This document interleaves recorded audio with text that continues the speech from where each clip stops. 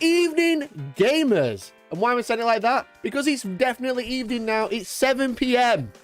We've skipped the waffle. We've skipped all of the waffle. We're going straight into it. Welcome to the live stream. Thanks for watching. See you later. Thank you. Bye. Is that what you want? No, it's not. So thank you very much for tuning in. Welcome to the new time of 7 till 9 Hellstorm every single Monday. And also, I'll be streaming on Wednesday from about 10 a.m. I'm going to do a morning stream. We're going to see how it goes. But welcome, welcome, welcome. Thank you very much for tuning in. Hope you're all having a great time. I've only just managed to make it. Thank the Lord. Thank the Lord. Thank the Lord I decided to go, you know what? You know what? I'm going to start streaming from 7 next week because I feel like it's a better time. I feel like 7's a really good time, so we'll start streaming from 7 next week. And then it just so happened I've actually been with the lovely painting phase to this morning to record a podcast for their channel, which will be coming out next week, I believe. But also I got stuck on the M1 and I was sat a mile away from the sanctuary exit for an hour and a half. So just like that, we will sit and muse over the times that we've had together and the times that I could have been preparing for this stream, but haven't, because I literally got back at 6:30, had to come in, try and find some food that I couldn't cook because I got in at 6:30 and set up the stream. So it's a little bit stressful, so sorry if I'm a little bit flustered. I've literally just got back. I've got sat straight down, ready to do another, well, not podcast. We don't, like, I did a podcast today, not now. This isn't a podcast. This is a live stream. It's very different, very visual aid. Look, you know what? That couldn't have happened at any better point, could it? My hands were here, okay? You all saw my hands were here. Visual aid camera dies. Oh, don't you just love a Hellstormwargaming live stream? Thank you very much for tuning in. Let me say hello to Andy Tech Dad. Will Mikey make it to his computer? No. No, he won't. Oh, dear. He better have another Soviet star to show off. I actually don't, but it is pretty. Oh, baby, is it pretty? Oh, I've always wanted one, and now I've finally got one. Someone say be late to his own funeral. It's true. It's true. I would be. I would just not bother turning up. Don't have to go in the ground then, do you? Or get burnt, I guess. Where's Meta Mikey? I'm right here. I'm right here. Hey, Christopher. He's got to be fashionably late. It is my own show. Hashtag late storm. There it is. I think his claim of being stuck in traffic was a big ruse. Yeah, I was literally there from 4:30. And it took me, like, you don't need to know the motorway to understand, but I literally travelled a mile in about 2 hours. It was really bad. So you're welcome. You're welcome, basically. I like the waffle, though. I did ask someone today if they knew what waffling stomping was, but there you go. What is there to talk about anyway? Literally nothing happened this weekend in 40k. That's true. That's true. Nothing of relevance happened this weekend. So there's nothing to talk about. It's a really boring day. What can I say? What can I say? It's a really, really boring day, isn't it? Isn't it? It's not like any big tournaments went on, or either in other big tournaments. You know, 18-man tournaments. That's quite a large event these days, right? That's quite a large event these days, an 18-man tournament. Prehensile phallus operating his Elgato. Yeah, exactly. Exactly. Whatever that means. Meta chasing Varrock is looking awfully slimmer these days. Bruh. Bruh. Brian, thank you so much for the 4 months, you absolute king. If you want to support the channel, do exactly what Brian did and resubscribe or just become a member for the first time. You can do it from £2. You got £2. That's less than a cup of coffee, as you always say. It's less than a cup of coffee. But what else it's less than? A single pot of paint. But you can also become high tier, or you can super chat, or you do whatever you like. I don't care. So if you support the Chan, that's what I'm saying. Have you seen the new website to get lists from instead of using BCP? I have not. No, I have not. Have you seen Adepticon news? Interesting. There's a lot of stuff to talk about with Adepticon, right? We'll do that first. Not compared to the 192 in Southampton. No, but also, I don't want to... I don't know if you know where I live, and I don't know if you know where Southampton is, but they're very far apart. 5+ hour drive far apart. So, that could suck a dick. Watching Hellstorm often and get a gifted membership by giving Mikey the clicks. Exactly. You can search events on that. Do you want Nathan to text me what it is so I can have a look? I would love to have a look because I've literally went on BCP again, forgot to subscribe again, left my wallet in the car again. And yeah, left my wallet in the car, so I can't resubscribe, so I can't even look at my past events. Did Mikey beat up a small child in the Warhammer World car park and take his prize? No, I didn't. No, I didn't. I went seal clubbing while all the good players are down south. Bro. You think I went seal clubbing? Jesus Christ. I played 20 fucking wardens. I played 20 fucking wardens. I don't know about you, mate. If you call that seal clubbing... Yes, then I club seals, because fuck me. It was awful. It was absolutely awful. Oh, mate. Paul Fisher, thank you very much for the 2 months in a row. My member is growing. I really... Right. Thanks. Thank you very much for the 2 months, mate. I really appreciate it. And Gumba Leader with the 29 months. I've been a member for as long as Mikey was stuck in traffic. 29 months, mate. Nearing on 3 years. That's ridiculous. That's ridiculous. Thank you so much, mate. Thank you so much, everyone. I really appreciate it. Let's have a look at this. Let's have a look at this website. Off the cuff. 40k list search. Top events from last weekend. Let's go! That's alright, isn't it? This is just free now. This is just free. Who needs BCP? BCP, sort your life out. Sort your life out. Alright, that's interesting. Can you look at 40k list search? Can you go further back than that? Or is it literally just the ones from... Just some from this weekend? I just hate how lists look, though, these days. Always one task, show off their bigger member, literally. Paul, thank you so much for membership, mate. And Patrick, thank you for the 3 months. Good evening, winner of the Iron Butthole 2023. I do have an Iron Butthole. Wait. If I say that, that'll be used against me later. Because of the comments. Maybe I don't have an Iron Butthole. Thanks for membership. Nice one, the 5-0. Can't wait for June. My member has also grown. Do you want to grow your member? Become a member today. Can confirm it's just seal clubbing. Even I've gone 5-0 Warhammer World GT. I mean, yeah, that's fine. That's fine. You know what? I don't even care. It was 80 players. It's one of the largest events I've ever won. Are you going to try and take that away from me? Go fuck yourself. Whole new meaning to Iron Within. Bruh. If you search in the top right, it brings up all the lists of events that match that name. Nice. It's only Iron because he's trying to do it with all that pegging. Jesus. Oh, thank you, Nate. That's an interesting website. I'll definitely check that one out. Wait, have you won an event if you come second? I went undefeated. Okay. Just because some guy called Chris scored a couple extra trophies, a couple extra points in a couple of games, and then they didn't bother putting on 6 rounds. That's not my fault. I won. Joint first. I won the tournament. Iron within, iron without, right. Literally. Yeah, let's keep it iron out. Iron out would be nice. Iron out would be quite good.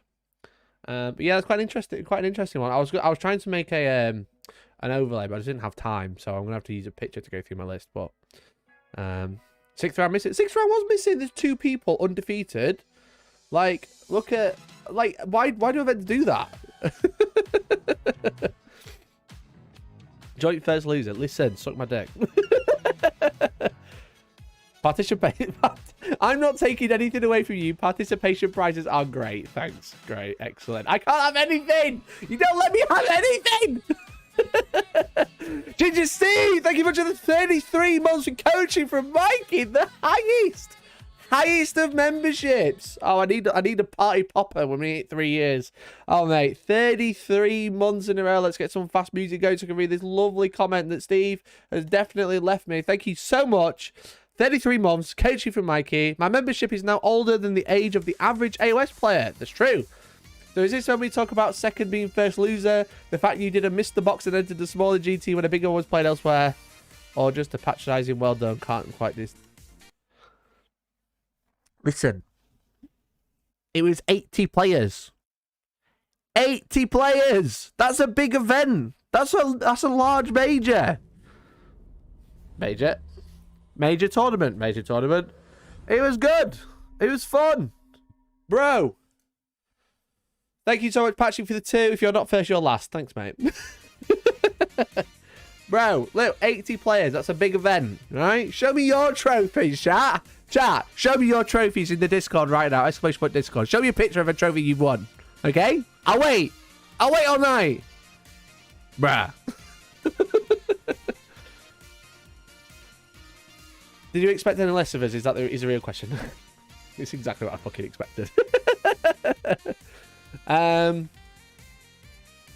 Shafted by goal difference, literally. Undefeated by, but still no winner's medal. Taking part medal is all yours, mate. I've got a medal. It's big.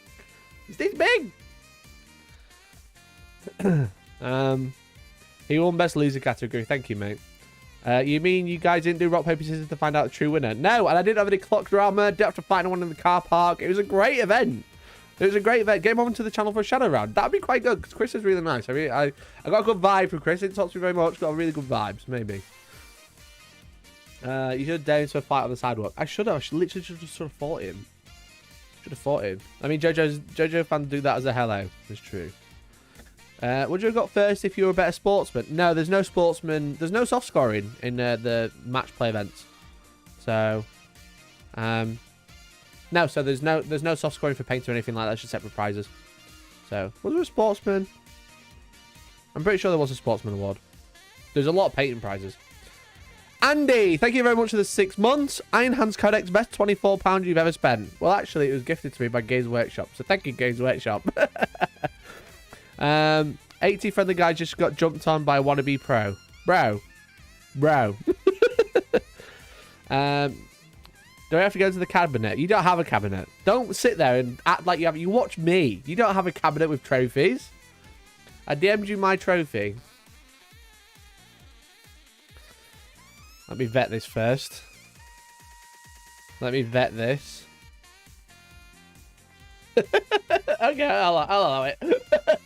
Ginger Steve says, this is my trophy. I paid for it in sponsorship money. There's his trophy. I'm pointing to it. There we go. Thanks, Steve. Appreciate it, buddy.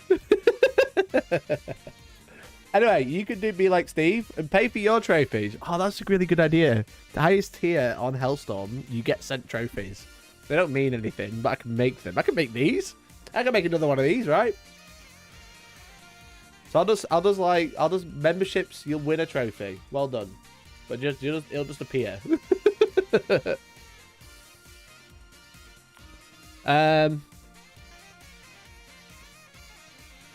Did you not invite him to play on stream for a video to see who was the best? I should do. I'll try and get in touch with him. Does the guys with pay face swear that much IRL or just on stream? They swear a little bit. Not a great deal. Like normal. Probably less than me. I swear quite a lot, but I swear on stream and off stream, so. Was the lighting that bright? The squinting. Listen, that's just my natural smiling face. I don't actually know how to smile for a camera. I'm a bit like, cringe to say it, but I'm a bit like Chandler from Friends. Whenever I try and smile at a camera, I just go to... I just can't help it. I don't know why I do it. I hate it. But I just can't. You could print another and paint it gold and pretend you actually won the event. I could. I've just got the problem with that the little tab says second place. Otherwise, I could just paint it. But no, it was really, really fun.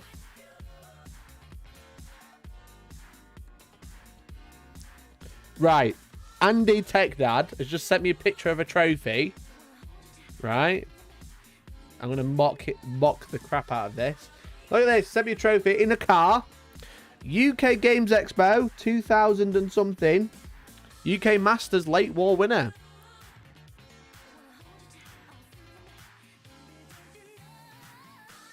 Flames of War?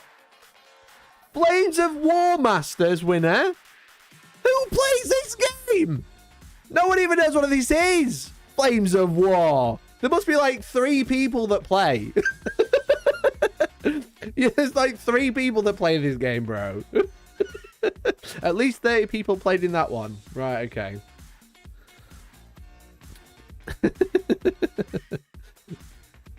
Flames of War. You're having me on. Mega cringe. Super cringe. Not based. Disgusting. You fell off. You fell off. 20 people. There was 20. There was at least 30, but now 20. What do you mean 20? Show me a kill team trophy, then I'll be impressed. Bro, no one plays kill team either. There's less people that play that. I used to play Flames of War. I actually did. I had my little tiger tank. Rubbish game. I just can't get my... Do you know what? Do you know like how people say like 40k is really confusing? I just can't get my head around some game systems. They're just so bad. They're so complex for no reason. That's something we were talking about on the Painted Face podcast, which I'll be able to link to you as soon as it's out. And we'll probably end up talking about it next week. But yeah, just adding complexity to a game just to be like, oh, well, in real life, this is what would happen. In real life, this is what would happen. And it's like, right, okay, cool. But that's really confusing and really complex. Nathan showed me a trophy now. I'm trying to work out what it's for. I can't even see what game is this. This is Super Strudel has sent me this trophy. That's quite an impressive trophy. Did you buy it yourself? Did you buy it from a trophy store? Oh yeah, put Nathan on it. Aren't you Nathan? No, it's another guy. Another guy. It's not real. No, you won it. Won it with the credit card. Boop. That's not how you win stuff.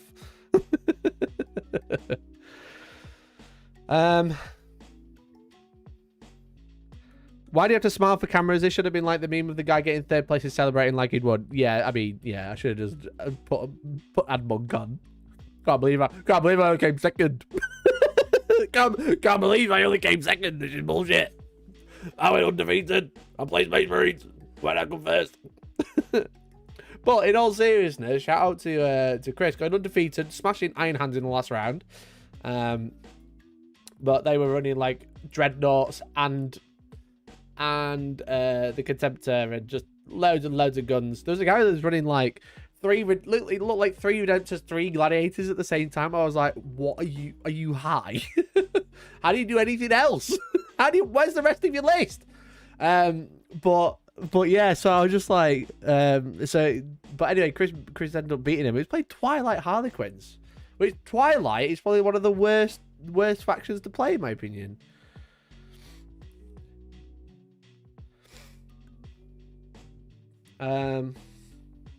I used to play naval wargame that had realistic gunnery tables for figuring armor penetration at range, for about 400 different guns. It's just awful. Oh, Nick has just sent me a trophy as well. Thanks, Nick. Little got a trophy today. I say trophy, it's actually a cake with 5 on it. Technically it's a trophy for me as I managed to keep something alive. Well done. Flexed biceps. Flexed bicep indeed. Congratulations. Congratulations, mate. Thank you very much for the 5. We really appreciate it. And happy birthday to the youngin. I have a Warhammer World trophy for going 5-0 at Throne of Skulls, then came nearly last due to all the soft scores. Oh, mate, I've like been so close to winning a Throne of Skulls, and the soft scores absolutely fucked me. How can I be nice and a really good painter and win all my games? It just doesn't happen. I won a trophy before. Was stressful watching that eBay timer countdown. Oh, I saw on Instagram the other day. I don't know if you're an Instagrammer. If you got that Instagram, I saw someone selling golden demon trophies on Instagram the other day. They had I've got like 14 silver golden demon trophies that I've won and I don't need. So do you want to buy one? But yeah, so yeah, you probably can win a golden demon, etc. off eBay now. Magoo have a meme you need to create. Mikey is Anakin Skywalker killing the younglings at one world. There are too many of them. What are we going to do? Me looking at my multi-melters. But listen. When you go to an 80-man event, an 80-man plus, because it's 81, 80 plus, that's big. And you go 5-0, then you can mock me. But until then, I'm the best. Clearly, I clearly am just far superior to every single one of you. Clearly. And also, I'm quite sarcastic. Oh, okay. So what have we seen this week? Let's do the off-topic, and then do the on-topic. It's all about me, obviously.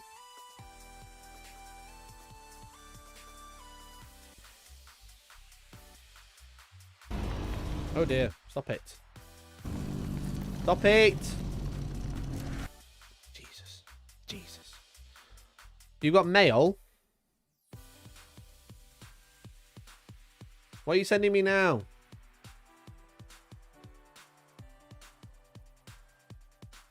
That's a proper trophy. Why are you all in your car? Why is like the prime trophy location in the car? EA GT Grand Champion? How many players? Tell me! How many players? Okay. Close your pegging tabs. No, they're off today. 126. 126. Minus one. Yeah, okay. Okay. I see how it is. Okay. So what have we seen this week, gamers and gentlemen? Everybody talking about... Oh, that doesn't have the picture. That's a... I mean, why do they do that? Post a picture and then a video and then not have them on the same thing? Warhammer official. Did they post? They did. Okay. Right, let's put that there. So this was shown off yesterday. Hot off the press. This little video, is everybody been talking about it? 10th edition! What's that? Is that a Tyrannid? With an eyeball? And a Terminator? Warhammer 40,000. A lot of the people, Varak, a lot of other people are claiming this confirms Space Marines versus Tyrannids in a box set for the start of 10th edition. Doesn't it? How many tabs open? It's for the fucking stream, bro. It's for the stream. Right? So a lot of people are talking about this and saying, oh look, Tyrannid, Terminator, 10th edition. Do we think it's 10th edition? That's the question. Where's the poll gone?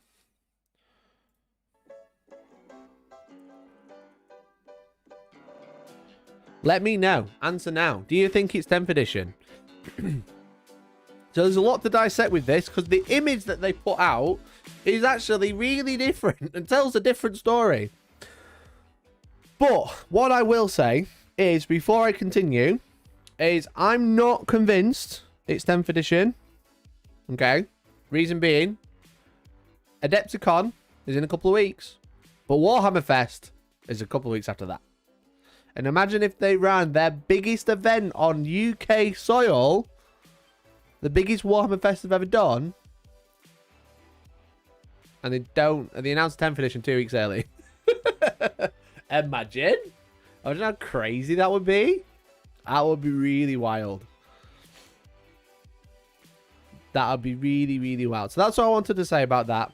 So let me know. Everyone thinks it's 10th. 71% of you think it's 10th edition. I'm going to go out there and say I disagree, but that's okay. Adepticon will be a teaser trailer, full announcement at Warhammer Fest. Maybe. I'd be surprised if they didn't announce anything at Adepticon, right?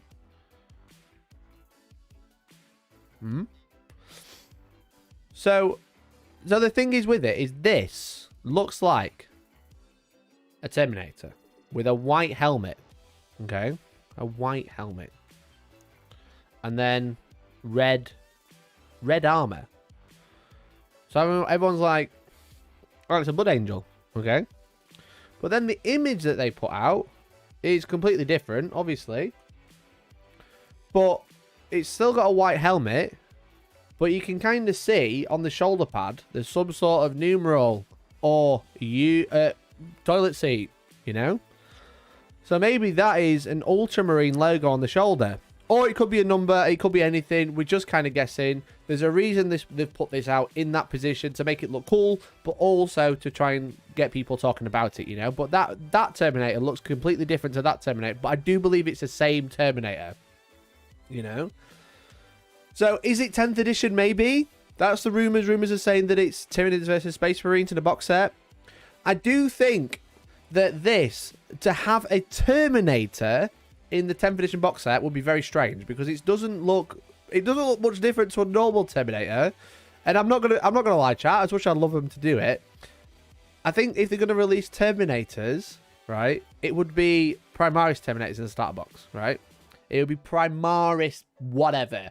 Probably Termination Squad. Not Terminator. Termination. That's the new way they're doing it, right? In a 10th edition starter box, I think it would be a Primaris version. You think the helmet looks different? You're high.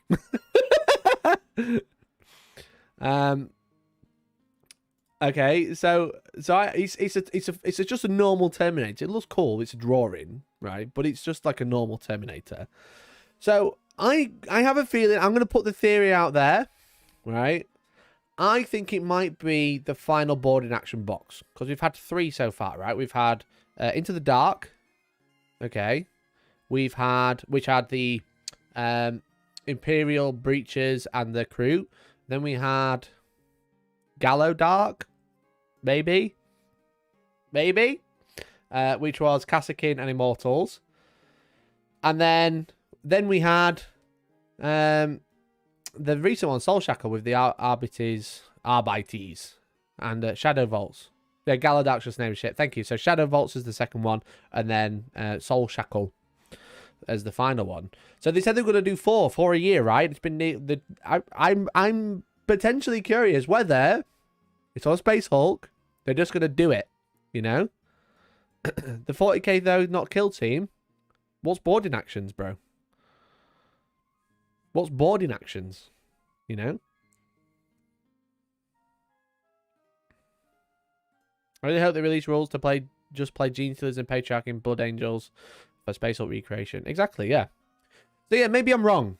Maybe if it was going to be boarding actions, it'd be kill team. But that would say too much, because it's still Warhammer 40,000 kill team. But maybe there's a boarding action mission, which is more like Space Hulk, right? Because that's 40k, not kill team. Varrock already knows what's the new Terminators are called. He's been saying it for years. Termirators. All I know is 10th edition will get rules before Hierotech Circle. That's true. That's true. So, is it 10th edition? Quite possibly. Could it be something else? Potentially. 73% of you think it's 10th edition. Totally understandable. It is getting to that time of year. 10th edition is likely to come out, if the pattern continues, is likely to come out this June. Just because you lost at your tournament, don't go back and piss on our chits about 10th edition and Primaris Terminators. Why would they look the same, though? Why would the helmets be the same? That's all I've got. That's that one thing I'm like, it just doesn't sit right. Why would the Terminator helmet, right? Why would the Terminator helmet look exactly the same if it was Primaris? Okay? Unless they're going to go out and just release new Terminators that aren't Primaris, but they're new. Okay? Because there is no law that says they can't do that. But the helmets are the same. Whereas no helmets in the new Primaris Marines match any firstborn, because it's a different mark of armor, or it's a brand new unit, right?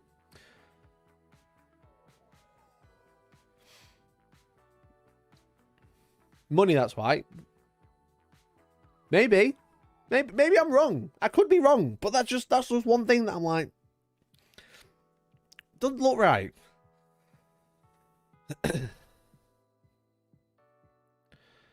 Thing is, title on the post say 1 for 40k, not kill team space Hulk. Well, no, but boarding actions is the kill team stuff for 40k. So maybe they go, all right, well, here's a space Hulk box, but it uses boarding action terrain.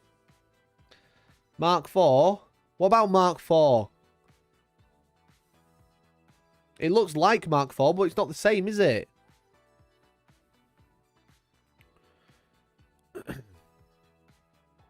Iconic helmets, but the body sits in for a dread, looks the same, and the bit round is different. Nah, it's exactly the same. It's just a Terminator. Let's have a look. That, and then we'll get Terminator 40k art. Because you got to remember, it's a drawing, chat. It's not the same as like a model. Let's have a look. I'm trying to find a piece of art that's like a good one. Oh, not that. Cool, that's a nice picture. Well, that's fan art. That's a Chaos Terminator. That's fan art, but that's official artwork. Okay, let's do this. Let's do this. Are you ready? Bam, bam, bam. Right. What's different? Tell me what's different. The helmet, pretty much the same shape, okay? Blood Angel's helmets are slightly more squashed compared to other Terminator helmets, okay? The shoulder pads, exactly the same. Double lined, got the cutout here, just like on this one. Got the purity seal, doesn't have a shield, fair enough. He got some sort of eagle on his chest, exactly the same. The collar is pretty much the same. The overarching armor over the top of the head is pretty much the same. It's got this weird dotted, serrated collar thing over the top of its head. It's all exactly the same. It's just a drawing. It's just a drawing. Does that mean it's Primaris? No. It just means it's a drawing. Is it Primaris Terminators? Maybe, but that'd be fucking weird. Look at an Intercessor. Look at a Space Marine. Yeah, a Tactical Marine. Yeah, they're a duty power ab with a bolt gun. But there's lots of design choices that they've made different, you know?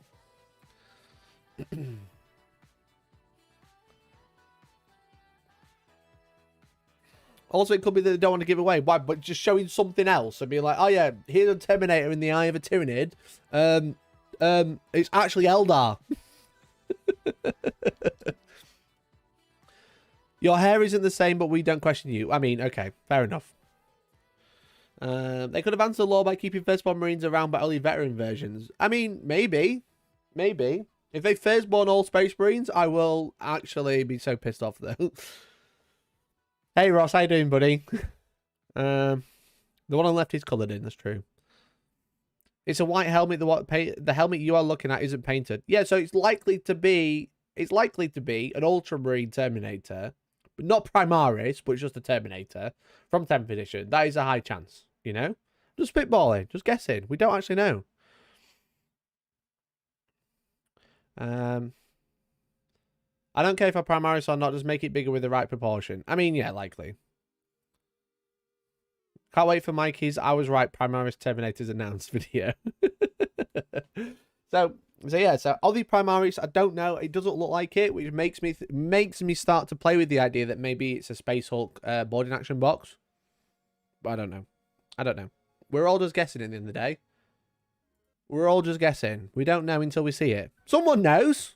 Valrak claims to know. That's fine. You know? Rumours fly around, so pretty much everybody kind of knows anyway, but we'll never really know until we see it. So it's interesting. Would they add the Primaris keyword? Maybe. Full Primaris range to go last chance to buy in a month, head it here first. Exactly. Exactly. Why did that happen? Excuse me. Sorry. There we go. What new firstborn models have been released this edition? Barring special ones, none. But why would... But name a Primaris unit that looks exactly the same as the copy it's... Like, looks... That's like... Name one Primaris unit that looks the same as something it's kind of based on. For example, a Tactical Marine and an Intercessor. Do they look the same? No.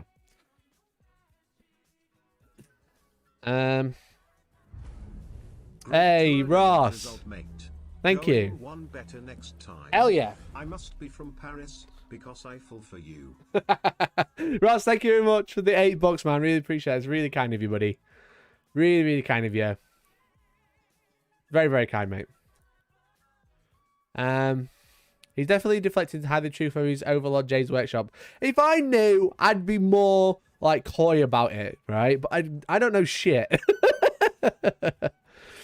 We all know Adepticon's 40k reveal half of the cover for Book 5 of Arcs of Omen anyway. I mean, yeah, they kind of... When I was watching the announcement video this morning, it was like, hey, Adepticon, there'll be a reveal trailer for all of the games. And 40k. So...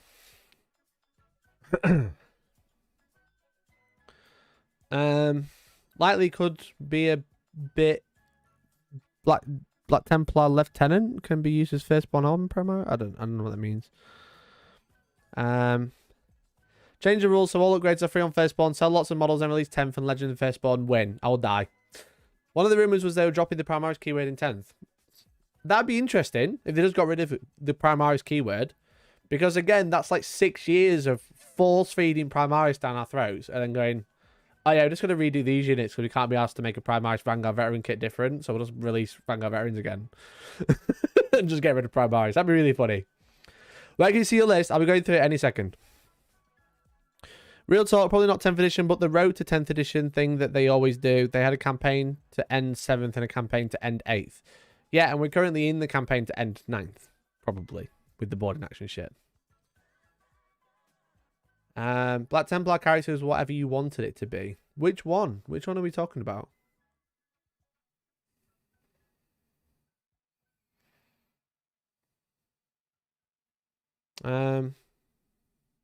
That's exactly what you would say if you didn't know. That is also true. Why is my camera dying every 2 seconds? I hate technology. I hate technology so much. But anyway, chat, you need... This can't go on. This can't go on. Stop it. Stop it, you stupid camera. Ugh. Kill myself. Black Templar Castellan. True. True. I was about to start that song again. Right, okay. Here we go. Subscribe so I can buy a new camera. Gamers and gentlemen, I don't know if you realised, but you are in the presence of idols. A great mission from Age of Sigmar, but also me. Okay? I am an idol, clearly, because I have brought home a huge trophy. Look at it, gamers. Undefeated Iron Hands taking home second place, because I was outscored by the first player. And I didn't lose a game, but neither did they. But they didn't bother having the 6th round, even though running an 80-man event. Sort your life out. Sort your life out. But here we go. Undefeated, a huge trophy. Look at the size of it compared to the last one. Look at it. Look at the other trophy that I've won. The Soviet Star. The Soviet Star. And now a Games Workshop match play 2nd place trophy. Look at that. I'll take it. I'll take it. I'll take what I can get. Okay, look how beautiful it looks. Ready? Gorgeous! Gorgeous! Look at it! Oh, my hands are all over the floor. Okay. Beautiful. It holds up the Morbius trophy poster all by itself. Let's go. Oh, look at it. You can see it. It's like he's poking Morbius's eye. It's cute. It's very cute. But this weekend, I played at Warhammer World in their match play event. 81 players, and yours truly went undefeated with Iron Hands once again. Once again. One Star's liquid. Yeah, they did go... Oh, shit, it's all over the floor. It's not really. So I took Iron Hands to Warhammer World this weekend, and I managed to get onto the tournament last minute, which is super cool. So it was 80 players, a bunch of armies. Some were really scary that I ended up having to face, especially in the last 2 rounds. They were really sweaty. But I'm going to tell you about my list and give you a rough rundown of how it went, because it was also the first time that I played on Games Workshop terrain in a tournament. Obviously, with Games Workshop and Warhammer World taking inspiration from the US Open events, you're running the Perspex tournament terrain. I've played on it because I run it on my own events, but I've actually never played a tournament on it. I've never played 5 games in a row on it, and it was very interesting. And some of it was even more interesting for reasons we'll go into. But it was definitely an interesting experience to try out that terrain. So without further ado, let me tell you about what I took, and then we'll talk about the games that I had. I'm not going to go through every single move because that's boring. But I'm going to give you like a rundown about the things that I was thinking about during the game and kind of what happened.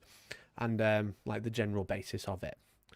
So you could use that trophy for pegging. Great. You could use that trophy for pegging. Get a belt to attach it to, and Bob's your uncle, or as Mikey likes to say, Georgie's the daddy. Excellent. Almost looks gold. It does. Look how gold it looks. Beautiful. Look at that trophy there. Gorgeous. Beautiful. So good. So good. Was it the most recent GW tournament for ages 8 to 12? Listen, fuck yourself, okay?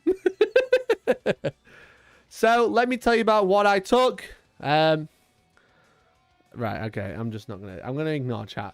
So, I don't have an overlay, I'm really sorry, but here is my finished army the night before the event, because you might have seen this on Twitter. I don't know if you knew, but there's a fucking snowstorm Friday. And so much so that I didn't go out Thursday to play a game with Tom on stream. And I was supposed to have a Landspeeder Storm arrive on Wednesday. It didn't arrive. I was painting on stream on Thursday night, being like, it's good. I'm going to have to go out and get one. Anyway, 12 inches of snow. 12 inches of snow decided to fall. Mother Nature wanted to stop me taking the ultimate Iron Hands list that I'm about to go through to a point where it dropped 12 inches of snow, which I had to fight tooth and nail to get my steed out the car to get to a store to go and buy a Landspeeder fucking Storm. God damn it!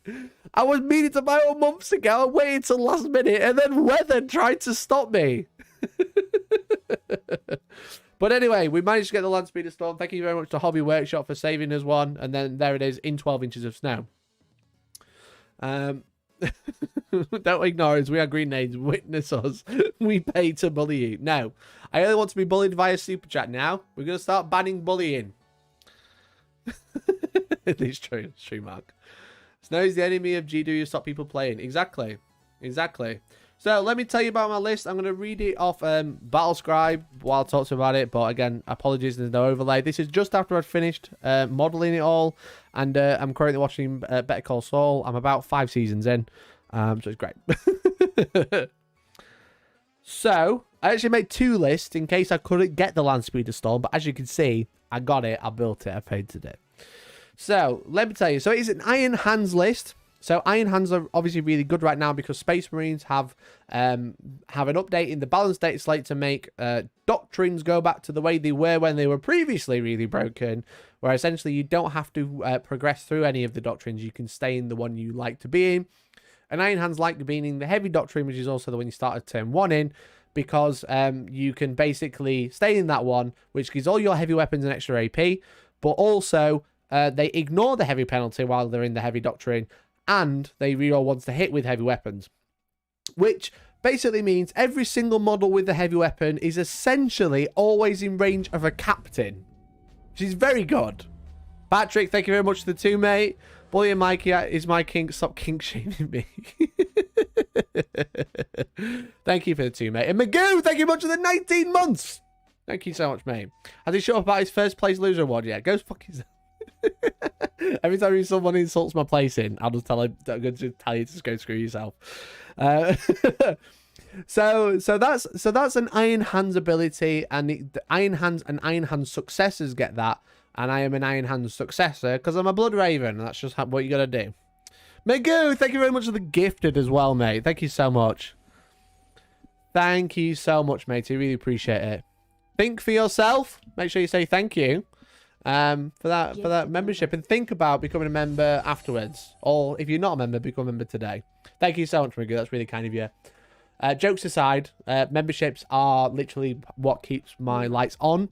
So I literally can't. YouTube doesn't make enough ad revenue. I don't get enough views. No matter how much clickbait I have, I don't get enough views to make money just from ad revenue. So memberships are literally what top up the rest, so I can actually do this as a job. So if you enjoy what I do, consider becoming a member today, or super chat. That also helps a lot. So So I'm running an Iron Hands successor list. So basically, a successor, you know how that works. They get some of the benefits from being Iron Hands. They get the doctrine, which is obviously the heavy weapon buff. They get access to warlords, relics, stratagems, but it gives you a little bit to play with. But it's kind of like a successor is kind of like playing Iron Hands, but a little bit different. So. Hang on, what's on that laptop in the background of this shot? What's he watching? I'm watching not Breaking Bad, Better Call Saul. That's when Saul is talking to, I think it's Irene, about the Sandpiper case. He's my kid guild, man. Watch him. Listen. Every time I let you into my life a little bit, you ignore me, you insult me and bully me. Do you still Overwatch on 5s? No. You don't Overwatch on 5s if you're a successor. So you get the super doctrine, but you don't get the chapter tactic or feel no pain, act at full wounds, Overwatch on 5s, etc. Now, there are stratagems that you can do that. God damn it. There are stratagems where you can do that, but we'll go over that in a minute. So it's a custom chapter. Again, I've run the same one pretty much forever. It is basically when you take a custom chapter, you get all the Iron Hands benefits, but you can take a different chapter tactic rather than act at full wounds, etc. So you take Master Artisan. So every time something's selected to shoot or fight, you can reroll a hit roll, which is obviously really good because you've got a bunch of weapons which are all high profile. So being able to reroll a hit roll is really, really good. And also Whirlwind of Rage, because Whirlwind of Rage is 6s to hit in combat are 2 hits rather than 1. So suddenly, all of your shooting units become quite good at combat as well. Bro, that's my list. Bro, you stole my list. So that's kind of like the chapter tactic as a whole.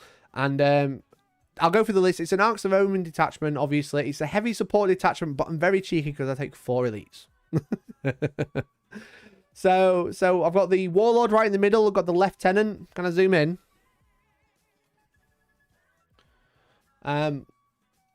So I've got the Lieutenant at the front. Obviously, he has, he's a Lieutenant. He's got the Neo Volkite pistol and the Storm Shield. It's all free, so you just take the best one that you want. He's got Rights of War as a Warlord trait, so he gives out objectives secured to core units within 6. And then you take Voxic Spiritum to extend his range by 3 inches for his aura ability. So his reroll 1s to hit, to wound, and his give out objectives secured is 9 inches. Which is really, really nice, obviously, because there's like 2 infantry units that have objectives secured naturally, and then pretty much everything else is core, so you can give out obsec where you need it, which is really, really nice. I sent it to you weeks ago. I don't think you sent me my own list weeks ago. But okay. Let me know how long you've been playing Iron Hands, Martin. I gave you a card. I gave you a pass. So then I've got the Primaris Tech Marine. Obviously, this is the Forge Father model because I had one because I was going to play the old Iron Hands list a long time ago. But so I painted this one up as a normal bloke. So Primaris Tech Marine, he's got Target Protocols as a Warlord trait. So you can choose an Iron Hands unit to give it a reroll, a hit, a wound, and a damage roll, which is really nice. So that's him there. And then it's just a load of units. As you can see, it's loads of really, really cheap units. So it's 2 units of infiltrators, which are obviously forward deploy. You can't deep strike within 12, which actually really came in super clutch in my last game because I played Gene Stealer Cults, and they are very good at infiltrating everywhere. I've got the 2 units of scouts. Where are they? They're right at the back, as you can see. 2 units of scouts. Sniper rifle, Thunderhammer on the sergeant because it's the best. Scouts were one of the main units along with like Sternguard that kind of went. They could take all of these options, but now they're just all 3 points. They don't cost anything. So yeah. So you could take sniper rifles, camo cloaks, missile launchers, Thunderhammers, whatever you like, and they're free on the scouts. So for 60 points, you get a scout sergeant with a Thunderhammer. I've given him a sniper rifle. There's arguments to give him combi melters because you can take one for free. But I feel like the combi melter is fun, but if you do kill something with it, it denies your secondaries, which we'll go over as well. So Thunderhammer Sergeant, with the sniper rifles and then a missile launcher as well. It's obviously all heavy weapons, so they're rerolling all ones to hit, and then one extra because of master artisans. So 2 units of there, and 2 land speeder storms to go in there, because land speeder storms are really good. They're really fast. They have 7 wounds. The unit can shoot out at the top. The scouts can actually disembark after it moves and then move themselves, but they can't charge. But that is like, I think scouts, land speeder storms move like 18, and then the scouts can disembark 3, so that's 21 inches from where the storm starts, so you can get it out, and then they can move as well, and probably advance. I believe they can advance. I never do. I actually hardly ever do the trick, but it's quite nice for things like behind enemy lines, which I'll go over again. But the fact that you can like slingshot a scout squad from your deployment zone to your opponent's deployment zone in one movement phase is really nice, albeit you can't charge. And then I've got a big fat unit of Vanguard veterans, purely because this is the max elite choices I'm taking, because I'm taking the heavy support detachment. So I've got a unit of 10 Vanguard veterans, and then I combat squad them in every game. So basically one of them is 2 different squads. The downside of doing that is I don't have a sergeant in there in one of them, so they have -1 leadership compared to the other squad. And I can't take an extra relic blade, even though it's free for the sergeant, which is kind of annoying.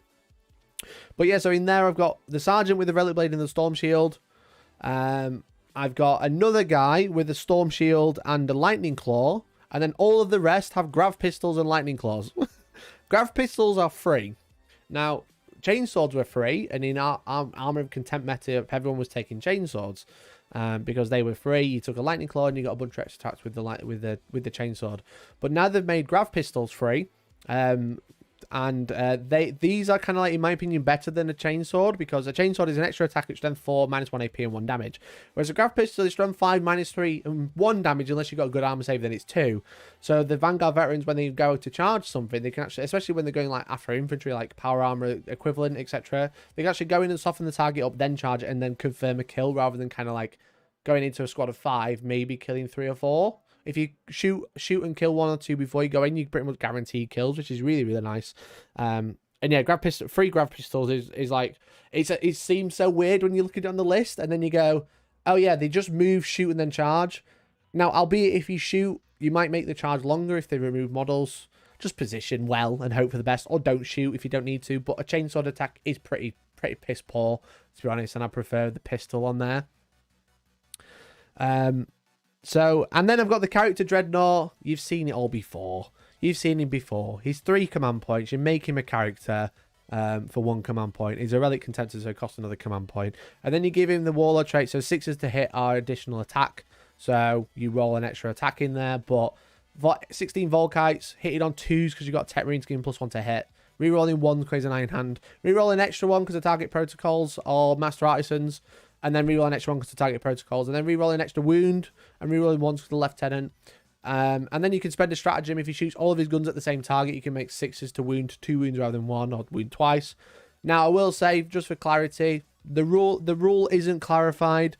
But I did just play the 6s to wound twice instead of once as just one wound for mortals, because nothing really clarifies how wounding twice works. I couldn't be asked to try and go over and try and work it out with a TO, so I just played it as the nerfed version, what some people would say is the correct version, but they are wrong because there is no correct version because it's not clarified. But anyway, so yeah, so that was him. Obviously, he's really, really good. I've got 2 Landspeeder Tornadoes, so obviously multi-melter assault cannons. These are one of the best units in my army, I'll be honest. They're 70 points each. They jump over and snipe characters all day.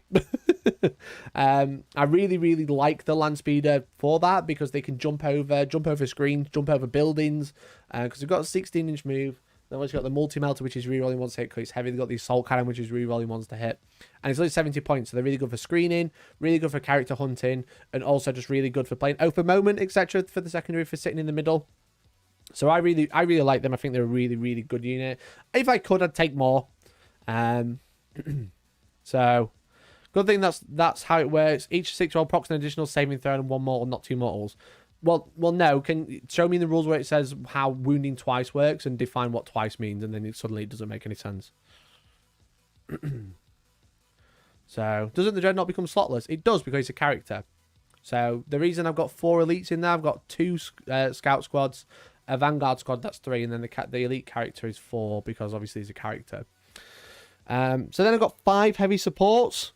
I've got the big one, the Gladiator Reaper, which is a new edition, which I've been quite enjoying. So I first ran this against Ben with his Harlequins. It's just a horrific amount of shots. I think more than one is probably too much, but one is very nice. It's got like the 24 shots from the Gatling cannon. It's got the Iron Hail. It's got the bolt guns on the side, which are like rapid fire 4 each. So that's 8 shots at 30-inch range from the bolters, which are AP1. Or it's 16 shots, which is pretty silly. So I really like them. They're really good. It's got like smoke screen keywords, so you can make it -1 hit if you get targeted. It's got just a bunch of guns. It's really, really good. For 150 points, which is pretty silly, to be honest. It's nice to hear you didn't go try hard against those baby seals. What do you think of the Storm Speeders versus Land Speeders? I think you've got place for both. I think you should take both, in my opinion. Storm Speeders are really good for play mission. They're really good because they're really cheap. I use them a lot for protecting the character Dreadnought, because obviously the character, so you can't target him. I use the Speeder to try and protect him if I need it, because the Storm Speeder can keep up with him. It's really fast and you can hide it quite well. And if they do kill the Storm Speeder, 5 scouts get out and they jump onto cover and they've got a 2-up save. And you can hide them a lot easier. And it's just, it forces 2 activations to try and kill whatever's in front of the Dreadnought rather than 1. If you put one unit in front of the character Dreadnought and it dies, the next activation they can shoot the Dreadnought. Whereas if you do it with scouts, you've got to kill the Speeder, the Storm Speeder, then the scouts get out and you got to kill all of them as well. So it kind of like, it's really nice. But there was actually no position, I was never in a position where that was happening. Purely because you just try and hide him really well and only poke his head around when we really need to. But yeah, Storm Speeders are the primary speeder. Land Speeder Storms. Storm Speeder. Okay. Storm Speeders versus Land Speeder. If you're asking about the Primaris version, thank you if that is the case. I think the Primaris version is too expensive and too big. The Primaris versions are too tall to hide behind walls. They're too tall to hide behind ruins, etc. And the Land Speeders, the normal ones, are small. They move really fast, and you can jump over things, which is what you need. You need something. It's kind of like playing Venoms in Drakari, right? It's like, yeah, you could take a Raider, but Venoms can jump over things. No. Even though they hits on 2, yeah, but you pay what, 130, 140 points for a Storm Speeder? When I've got 2 Land Speeders, which has got 2 multi-melters rather than 1. It's got 2 assault cannons rather than whatever other guns it's got. They can split up, and yeah, and they can hide. So if you try and hide a storm, like UKTC is obviously the most played terrain in the UK. Try and hide a Storm Speeder behind those small L's, you know? If only Venoms were good. Yeah, I agree. 100%. Venoms aren't very good, but the fact is that you have a small base that can jump really far, land, and then shoot. So, go onto UKTC terrain and hide the Storm Speeder on those like little corner lower L things, and you just can't. The Primaris one, because it's too tall. The base, it stands like this high. It's a really cool model, but like you've got to think like, oh, well, on this terrain, I can hide it in my back corner. I can hide it mid-board where sometimes it doesn't really want to be, or it can be seen and shot. You know. So yeah, it's a funny one. But yeah, so I prefer the Land Speeders because they are just as quick. They've got just as many guns. And I can take 2 separate units, which is good for me because it means I can split up. I can try and split fire. I can be in 2 different positions. I can screen with them a lot better as well. Yeah, I never expected the stems for those to be almost the same as fly stems. Yeah, I think they're probably very similar. So the Primaris Land Speeders are cool, but I think when you can take one of them or I can take 2 normal Land Speeders, I'd rather take 2 normal Land Speeders. It's 2 separate units. So the thing is with Space Marines, and the reason Space Marines are doing really well right now is because you have lots and lots of cheap units, lots of utility. Whereas if you're just going to take all Dreadnoughts, all tanks, then fine, you're going to kill your opponent, but you can't play a mission, you know? So, but yeah, let's catch up with chat. Doesn't the Dreadnought become slotless? Yes, exactly, because he's a character. I did confirm it with some other TOs as well, as a rules writers, and it's kind of like there's no timing when you're building a list, supposedly. You kind of only check if your list is valid. You kind of say you have a list before you write the list. So even though the Dreadnought starts as an elite and then becomes a character, there's actually no timing. It's a character as soon as it's in your list. As soon as you start the game, it's a character, and then it's a valid detachment. I think we've kind of been conditioned to build lists sequentially. So we choose a detachment, we add the units, and then it becomes a detachment, and then it does this, and then you spend your stratagems. But actually, there's no timing; it all just happens at the same time. So because there's a lot of contention about the Dreadnought being a character and whether he can be taken in the character elite slot. But it is totally legit. So it's a weird one, that's for sure, though. So anyway, yeah, so Gladiator Reaper, 150 points, all the DACA. Eradicator Squad, a unit of 3 with the heavy melter rifles, obviously heavy weapons, so rerolling ones and ignoring the penalty. Naturally +2 damage, and they can shoot twice for 135 points. That's so good. Now, I tried running 9. I ran 9 at the Bolton GT I went to in January, where I came 3rd. And 9 was just a bit too much. I've tried 9 with Sternguard as well, and I do think there's such a thing as too much melter. I do think there's a thing as too much melter in an Iron Hands list and too much DACA, because you need units to go do weird stuff, you know? Like, if you've got all Eradicators, they all move 5, you're going to put them all in Strategic Reserve. Okay, what are you going to screen with? What's going to protect your lines with all your Dreadnoughts, with all your character Dreadnought, your Gladiators, etc.? What's going to protect them? It's like, I've got Eradicators in reserve. And it's like, yeah, okay, cool. But, so I've ended up just running one unit, and I really like them because they're a bit like, I'm just going to appear on the edge of the board and kill something, and then that's it.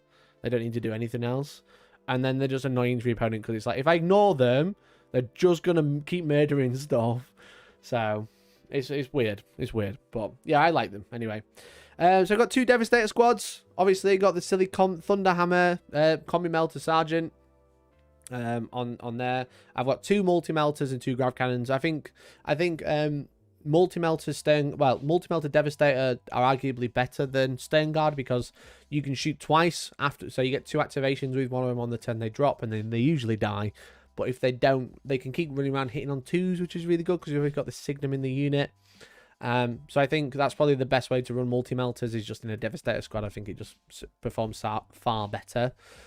And then I've got the Desolation Squad, not Desolator Squad. The Desolation Squad, I've got the T-shirt launchers, which people kept asking me if I was taking these as a meme, and I was like, no, they're really good.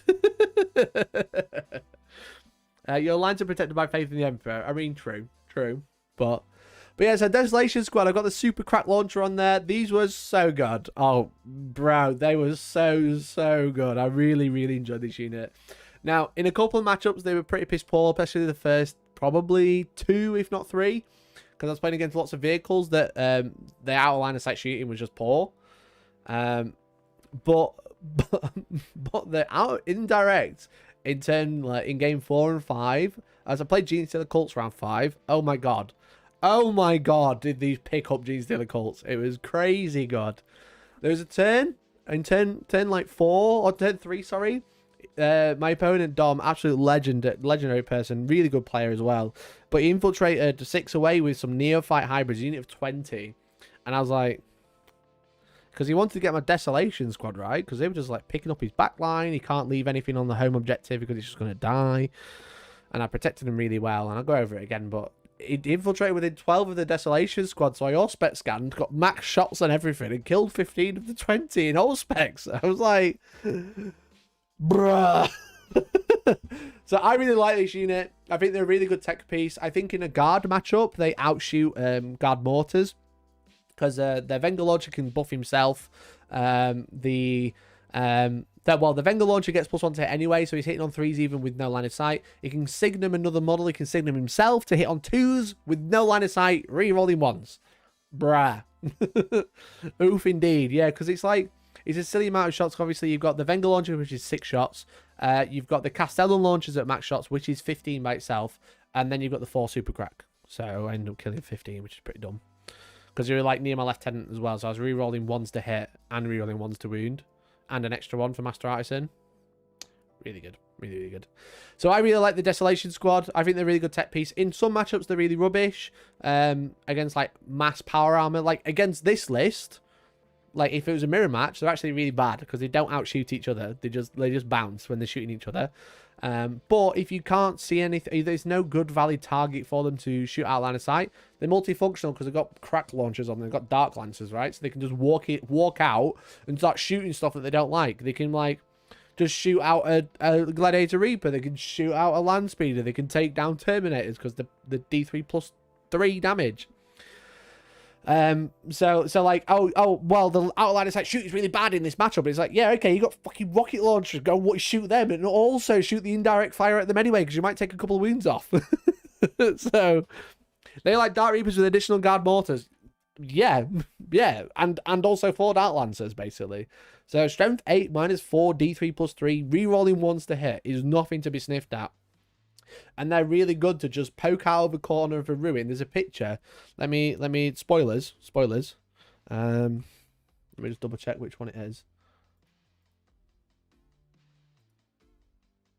This one. There you go. As you can see, GW Perspex, we'll go over the terrain in a minute. GW Perspex there, they're literally just poking their little bases out so they can see up there to shoot stuff. Because there's a line all the way up there. So 48-inch range with the rocket launcher, 36-inch range with the indirect. They just shoot their way over there and just start like, pew, pew, pew, you know? So they're really good because they've got 48-inch range, which is really nice range for them to have. Yeah, right. I think they're a really good tech piece, and in the right matchup, they are amazing. In the wrong matchup, they're kind of okay to just hold your back lines. But in most matchups, they're all right. They're a good tech piece. They're actually one of the second most expensive unit in the army, which is quite funny because they're only 185 points, which is quite expensive for Space Marines, but for most armies, that's fine. But yeah, I think they're really good. I think 5 is a perfect number with the Wenger launcher. If you take any more than that, I think you're a bit silly. You're going for a bit of a meme list, because I think you've got too much in one thing then.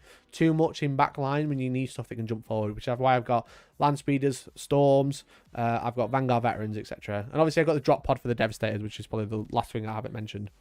So that's kind of like how the list. Obviously, Space Marines are really obnoxious because they have a secondary now called Codex Warfare. So every time you kill something with a heavy weapon while you're in the heavy doctrine, you get 2 points. While you kill something in the tactical doctrine or the assault doctrine, you get 1 point. It's really silly. It is a really, really broken secondary, in my opinion. They removed the caps because before the latest mission pack, you scored 2 points with every unit you kill with a heavy weapon to a maximum of 5. But also, you had to move doctrine, so it's a really bad secondary. I feel like before, it promoted Alpha Strike, but if you had no limit before, and it was like you could score 2 points for every heavy weapon, but you have to move doctrine turn 2, like you would do before the banned state slate this month, or last month, sorry, then that would be okay. That'd be fine, but now you don't have to move doctrine. You stay in heavy doctrine all game. Every time you kill something with a heavy weapon, which 90% of units have in this army, you get 2 points. Cheers, Patrick.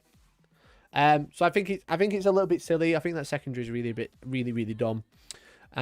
There's shock tactics, which I did take every single game, much to my detriment. But the shock tactics are take an objective from an opponent for 4 points, and then there's Oath of Moment, which is also really good now. So that's kill a vehicle, character, or monster in a turn or in a battle round for a point.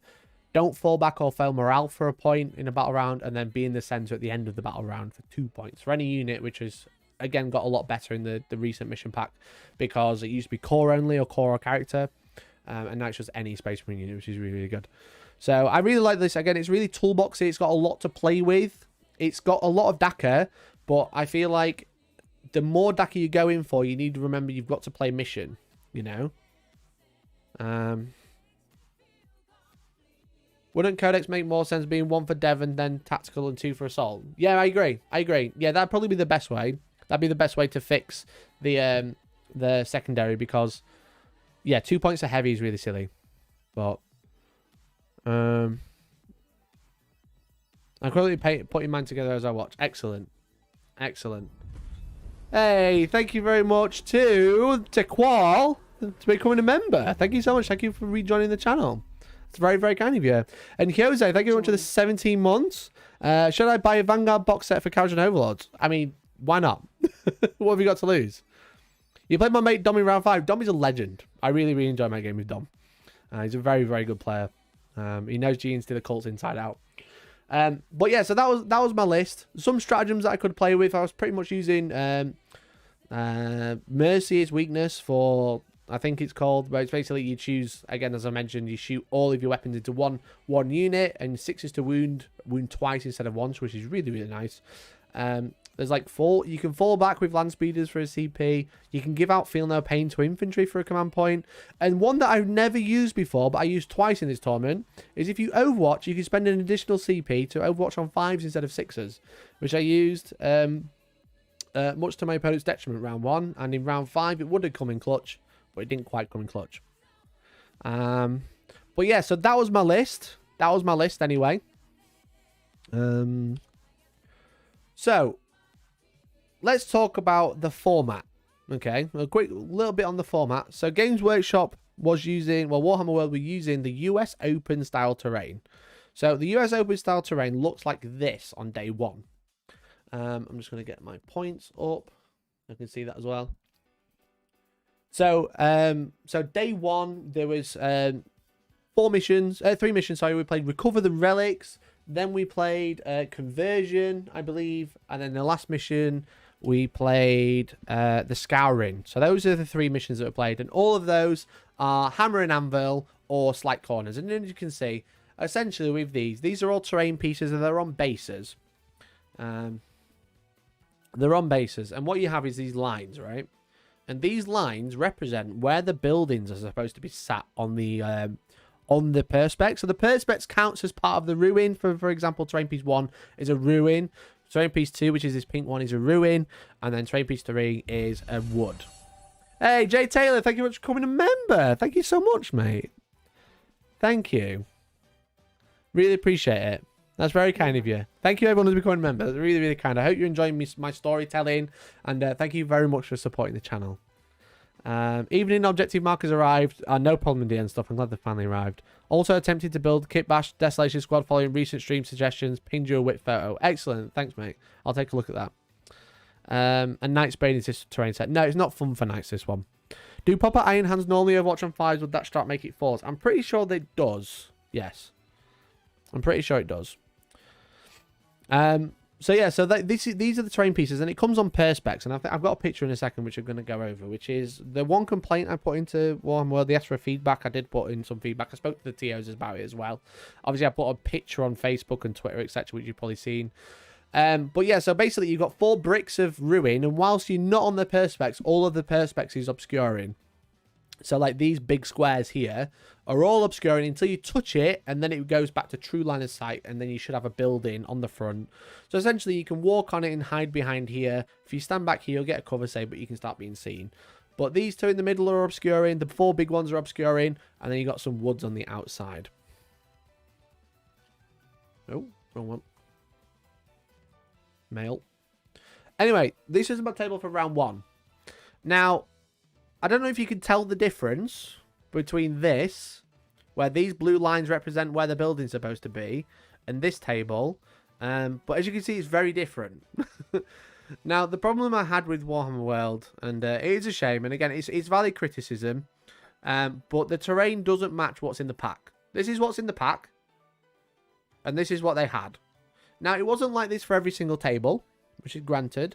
I think out of the 40 tables, maybe half were correct, let's say. For lack of a better phrase, correct. The problem is like the terrain looks really nice, but functionally it is very, very different to what the pack looks like. Because you've got these buildings, as you can see, but someone dubbed it a cheese brick, and now can't think of any other word to describe it. On this map, you're supposed to have a line like this, and this represents where the wall of the ruin is supposed to be. And you're supposed to be able to walk around here. Wrong way.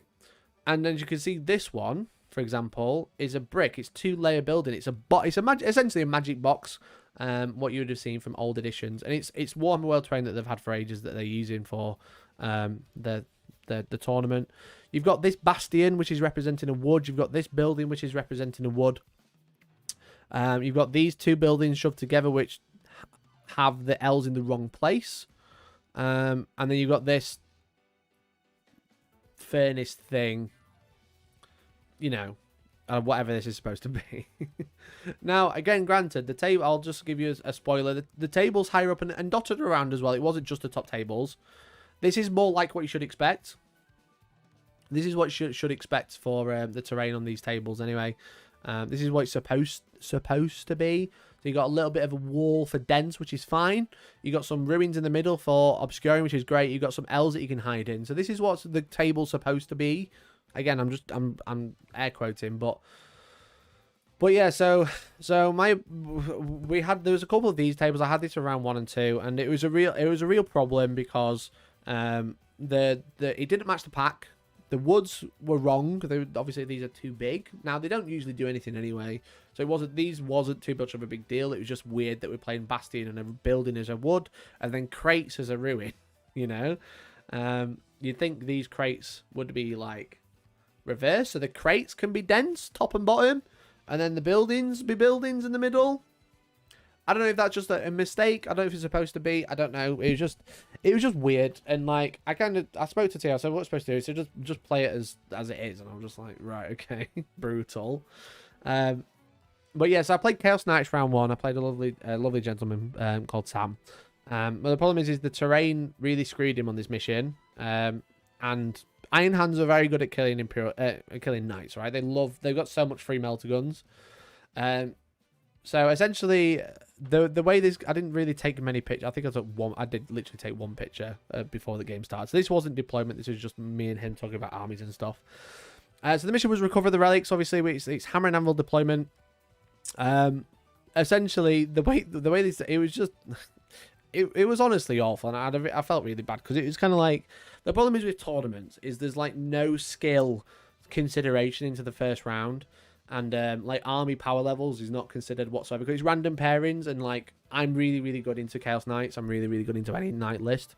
And it almost feels like when you play against Iron Hands, etc., when you are playing knights, it does feel like a match you just can't win.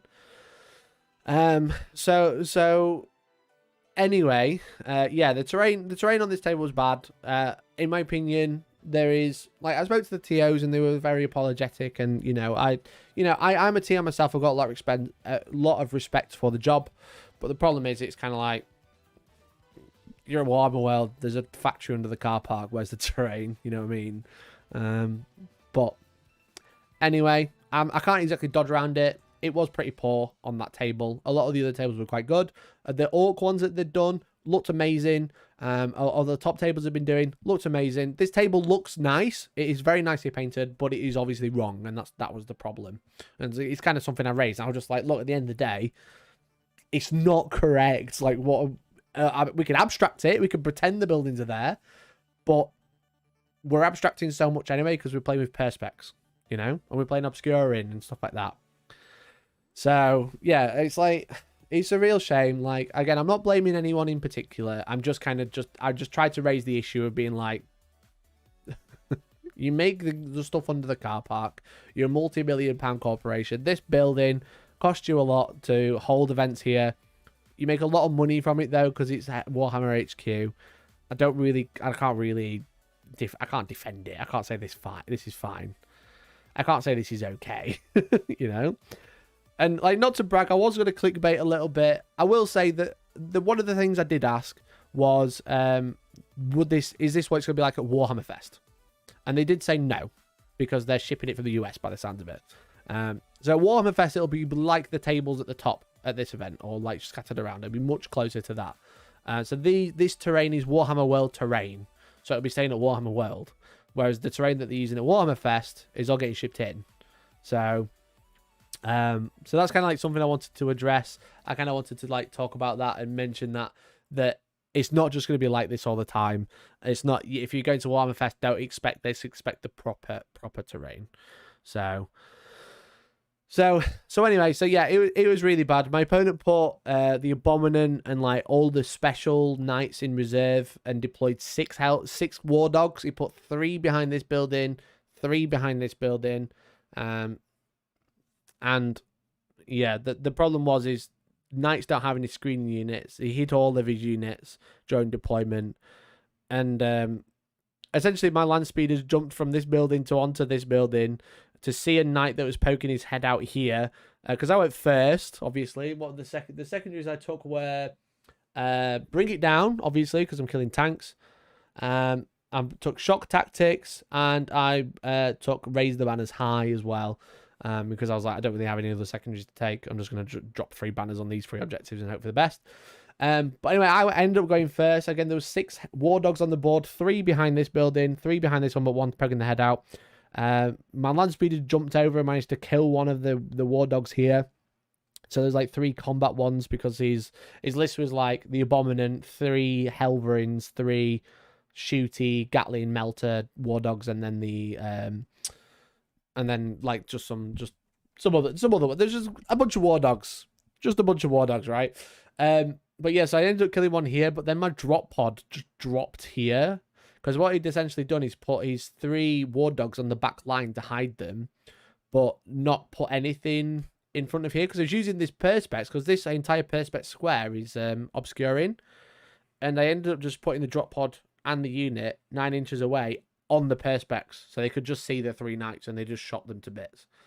And then it was really bad. It was really, really bad. I think I killed 4 of the 6 war dogs turn 1, and in response, my opponent Sam, he had 2 combat war dogs left.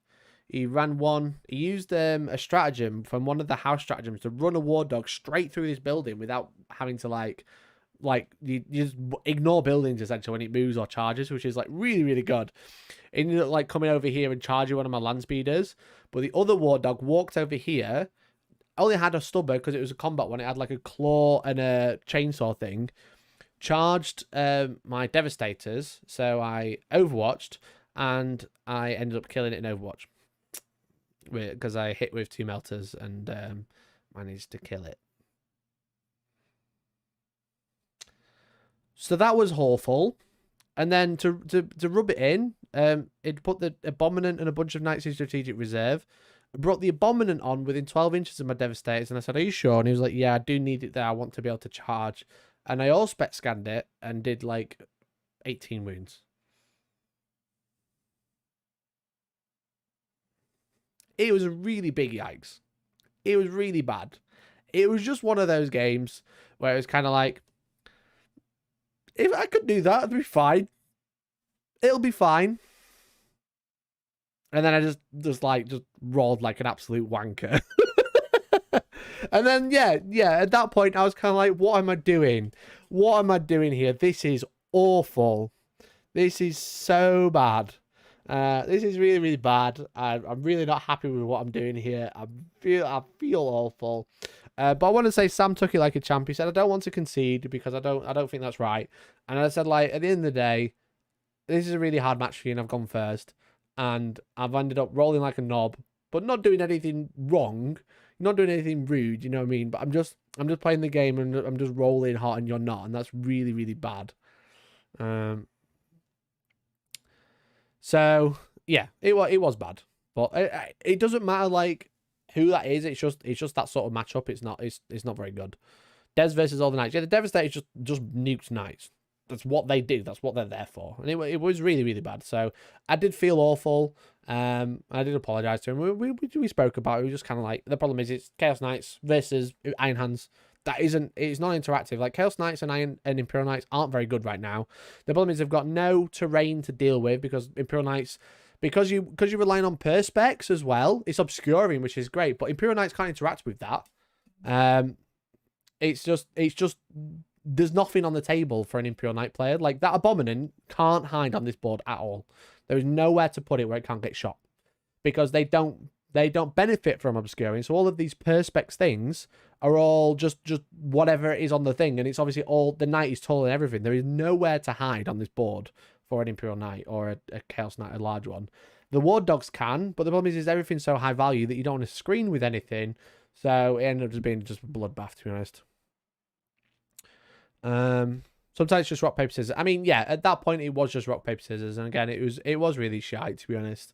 I did feel really bad, but at the end of the day, you're playing a tournament, don't matter who it is. If you're gonna win, like, don't be knobhead about it, but sometimes you just gonna play a game and there's gonna be a winner and a loser, right? So anyway, that was round 1, and then round 2, I played a lovely chap called Marcus with the weirdest guard list I've ever seen. this is like mid-game. So this mission was conversion. Now, Marcus is running Born Soldiers. He had Lord Solar, as you can see, 3 Rogel Dawns, a Lehman Russ, and two tank commanders, all with Vanquishers, and a Bane Blade. A Bane Blade. So Marcus is a really good player. He's a really nice player. We had a great game. But again, the same problem here is a lot of the terrain is unusable for what it's supposed to be. Like the ruins in the middle were fine. They were fine. You couldn't really interact with the bricks of yes, exactly. So the ruins were fine in the middle, were workable. The ones around the edge were fine. This one in this corner was really bad. This one was okay. This one you couldn't interact with, and this one was okay. So you had like 2 that were really bad, and then 2 that were okay. So Born Soldiers, so 5s to hit, 6s to hit, automatically wound. It just had all of the tanks. And it's obviously conversion. And I think in this one, I took some very similar secondaries. I ended up taking Open Moment, which is obviously be in the middle for 2 points at the end of the battle round. Kill a character, vehicle, or monster, and there's loads of them. And then also I took Bring It Down again. And he took Buy Lasgun and Bayonet, which is, I think it's kill stuff on objectives. He had Engage on all fronts, and Inflexible Command, which is basically be near officers, or kill stuff while under an order to get points. So this one was really, really funny, because I was like, gamers, I've just done really well against Chaos Knights. I'd really love to play an all-vehicle army because I'm very good at killing vehicles. And I drew Imperial Guard, and I went... And then I realised it was all tanks. I was like, oh, excellent. Excellent. I'll just go first and win. And I went first. It was great. I was like, I got this. Let's go. Anyway, Marcus had deployed really, really well. But he had essentially a Rogel Dawn here, a Rogel Dawn here, and a Rogel Dawn here. And I moved my army out. My Desolation Squad, you can see there, they'd kind of like run out of the building here. I'd use my Landspeeder Storms to kind of like protect stuff for my characters. I had my character Contemptor move his nose out and be able to see a Rogel Dawn that was over here. And I shot my entire army at 3 Rogel Dawns.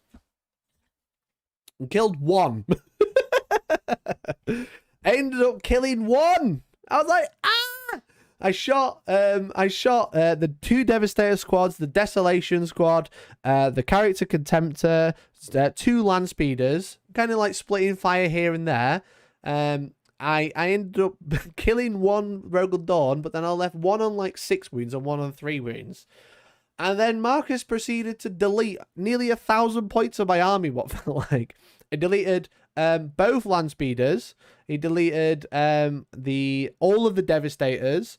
He deleted what else? He took out half the Desolation squad.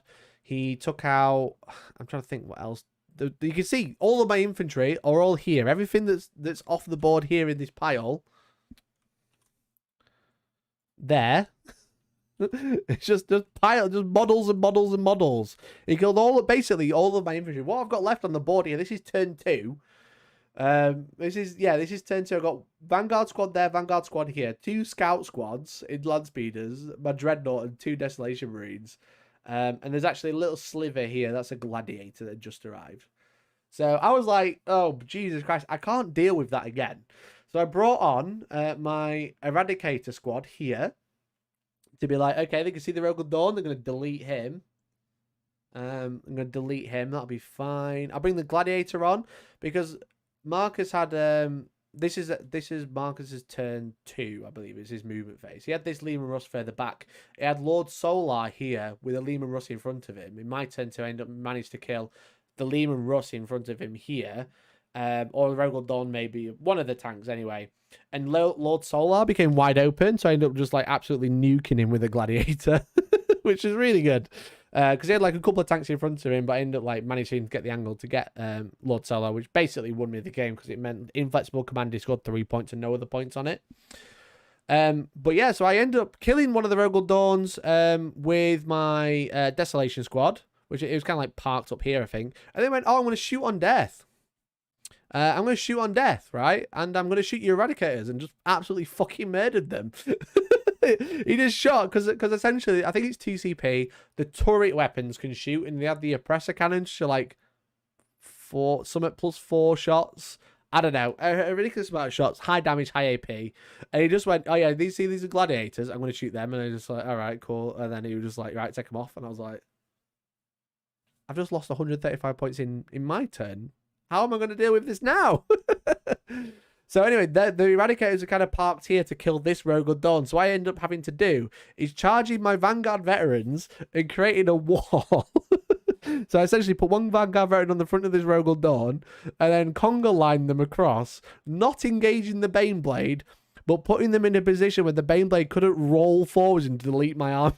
Because the Baneblade is very expensive, but it just deletes shit. It just shoots and just kills everything. So I think what Marcus would have done, if I'd not done this with the Vanguard veterans, if I failed to charge or died or whatever, the Baneblade would have drove forward, touched this ruin. There was a gap underneath it.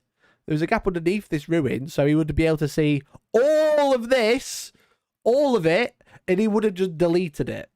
Because I was just like, oh my lord, the firepower from the Rogue Dawns, the Baneblade, the 2 Vanquishers was horrific.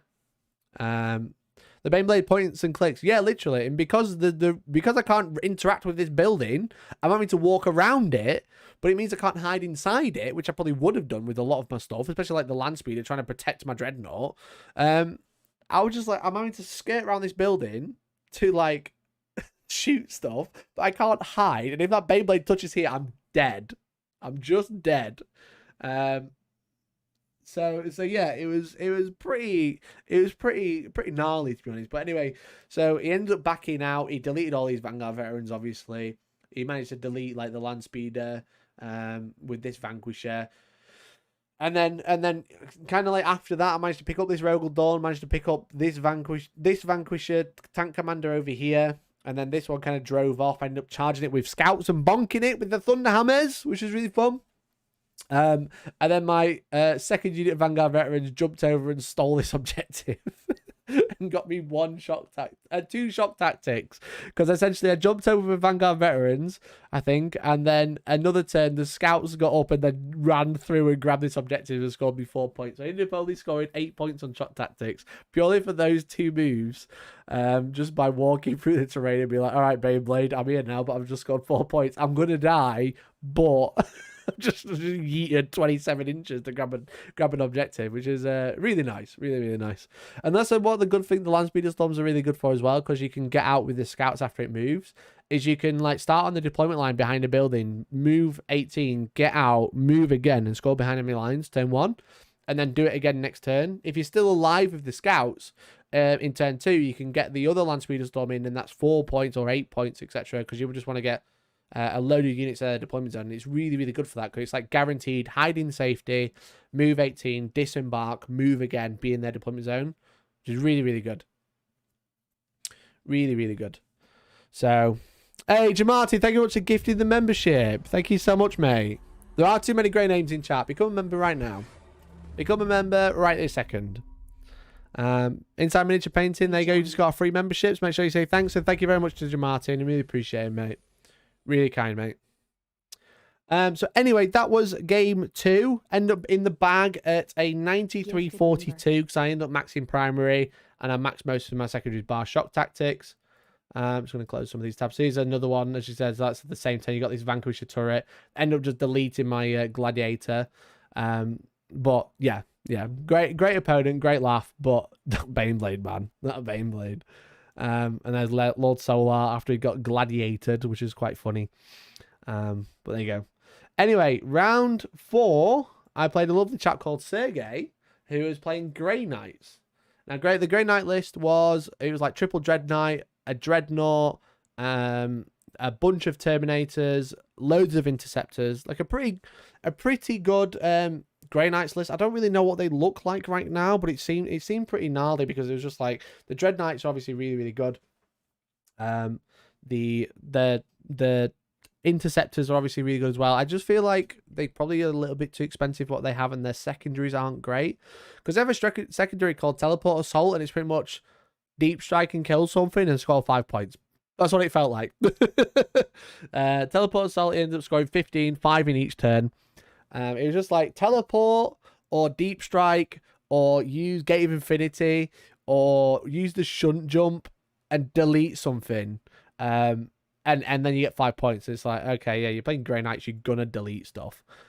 But this mission was the Scouring, which on this sort of board was it was quite good. The problem is you've got like one objective on this right side. You can see I've got like the Landspeeder Storms, the Dreadnought, some Vanguard Veterans, some Servitors protecting my back line. And then on that side, and then this side, I've kind of got a Vanguard Veteran squad in here. I've got some Desolation T-shirt cannons poking their head out at what was once a Dread Knight. And I've got the Devastators right in the middle. So the problem is with the Perspex, again, this is what I'm kind of finding. It's really blocked off. There's a lot of heavy terrain. You can't see from your deployment zone to their deployment zone. But as soon as you can touch the Perspex, it's a different story. The board suddenly feels very open. Especially when you've got like this, like these little L's and stuff like that. It feels quite wide open compared to what you'd expect. So the Devastators ended up landing here because Sergei went first and ended up putting his character Dread Knight here, teleported another one next to it, shot off and deleted an infiltrator squad and another infiltrator squad as well. Just absolutely just mates my infiltrators and stuff like that. Because I ended up having one unit here, and I think I had another unit sticking out here or something like that. Because he took behind enemy lines, which is obviously a really, really good secondary. And I spent the entire game just trying to stop him from scoring that. He ended up only scoring it once, purely because I was just like using my land speeders to try and like block off gaps. Like you can see my servitors on the right over here being like, okay, there's 9 inches, so he's going to stand in this weird line to stop you deep striking there. These Vanguard Veterans are going to do the same. The Desolation squad are kind of like within 18 of there, so you can't deep strike in the middle. The land speeder's right in the middle here, and then push out with the drop pod. I've got another unit here, so I really stopped him deep striking in my deployment zone, which just helped me deny him behind enemy lines, which is obviously really important, because the more that you can deny secondary, the better, because it just means that they're just going to score way less points than you. I ended up taking a Abhor the Witch, obviously, because Abhor the Witch, you get points for killing Psychers. Every single unit is a Psyker, so you just get points for killing it. I took Codex Warfare, so kill a unit, because obviously to bring it down and Codex Warfare are in the same category, but it was every time I kill a unit, I ended up scoring 2 points with a heavy weapon. And I took Shock Tactics as well, so I only didn't max out, I didn't max out the primary, and I didn't max out Shock Tactics, so I just scored 12 on that. But that was pretty much what happened. Was he's like the Grey Knights ended up going first, so he had to kind of like show his hand. The Dread Knight, Grandmaster Dread Knight, had the if you target me, I can teleport instead of you being able to shoot me, and I can have a 3+ invuln. So I ended up shooting the Dread Knight, and I was kind of like shooting it with land speeders with like a heavy bolter here and stuff. And I did a couple of wounds, and then I was like, right, I'm gonna shoot my Dreadnought into your character, Dread Knight. Do you want to do anything with it? And he was just like, I'm going to teleport, and he teleported over here, and I was like, right, I'm going to shoot you with some Devastators now, because the problem is he could deep strike right at the back of the board, and then you get him Infinity to jump back out, but he kind of wanted to be able to get into my lines early, so he kind of brought him over into this side of the board, and I had a land speeder here waiting. I had the Devastators that hadn't shot yet, because I put this in the middle of the board, because I was like, I can see some infantry here, and I've secured the middle, because I've just got to kill stuff, and if I can use the drop pod to stop him getting teleporting into my lines, the better. So yeah, so I ended up getting like 19 on the primary for 1 strategic scan, and then holding 1 for every turn. Behind enemy lines for only 3, teleport assault for 15, and then he took retrieve battlefield data and only got 1 on there, well, 4 points on there. But my Desolation squad were rubbish in this match. They were in the couple other matches as well, but they were just like long range shooting. But again, what they were doing is kind of like long range shooting over here and killing Dread Knights, etc. And then they were just like, they spent 5 turns shooting the strike squad in this building and didn't kill them, which is quite funny. And I appreciate a lot of this is quite abstract. I do apologize. I didn't take too many pictures over the weekend. I was trying to concentrating on my games. But so that was round 3. So when after round 3, I was like, okay, doing all right here. 3 wins, you know. Best Iron Hands player in the world, obviously. 3 wins. So I had a look at what was on the top. We had Dominic Matthews with Gene Stealer Cult. This is a horrifically good list, in my opinion. Now, I had Aberrants in there, which are probably like not the meta choice, and he's probably running Twisted Helix, which is arguably a really good way to play them. But Genes of the Cults are a really, really good army to play. They really, really play the mission really well. So I was really nervous about playing them. There was Harlequins running Twilight, which I just did not understand. I didn't really rate Harlequins, but Chris ended up doing better than me in the tournament. So fair play to him. Obviously an excellent player. There was Stuart Harris with, I believe, a Solar Warden Custodes list, which was or something similar.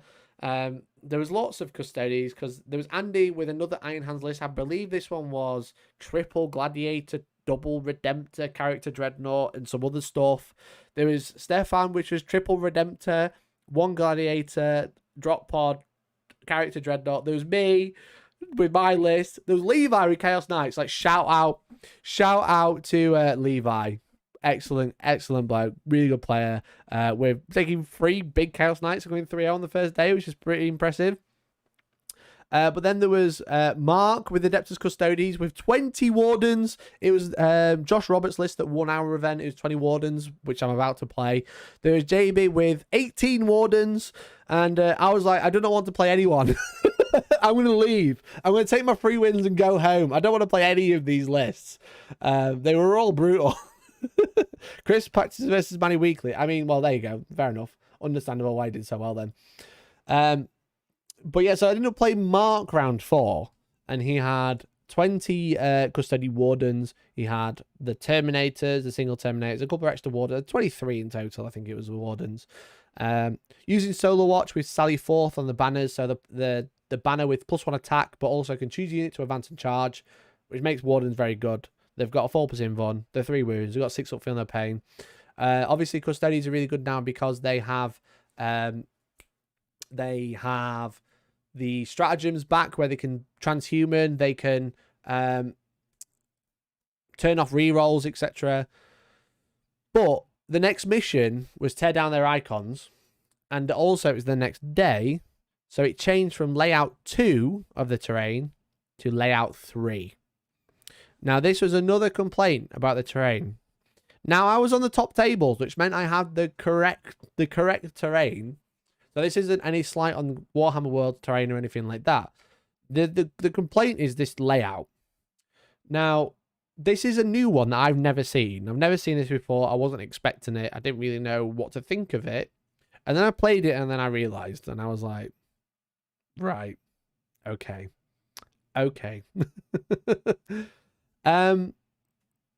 So you have the 4 L's, and obviously for tear down their icons, it's kind of like from here to this corner deployment. And then Data Scry Salvage, it's something similar, but a little bit further over. But you have 4 big ruins. You've got these big ruins, which are obscuring. You have another ruin in your deployment zone.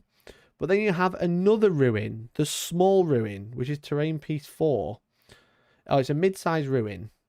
So the middle piece is a mid-sized ruin and fall into the area category and have scalable, breachable, light cover, and defensible. Now the other ruins have area terrain, scalable, breachable, light cover, defensible, and obscuring. So I don't know if anyone spotted the problem yet, but you have these 4 big ruins around the edge. You have 2 in your one in each deployment zone. You got some trees on the other corners. And then you got this. Which is, for the lack of a better term, basically nothing. This was really weird. Really weird. It wasn't obscuring. Which means you have an open board shootout between deployment zones. As soon as you walk off this ruin, you also have a kill box or a kill line straight down here. Safari's with -2, yeah, but you don't have dents.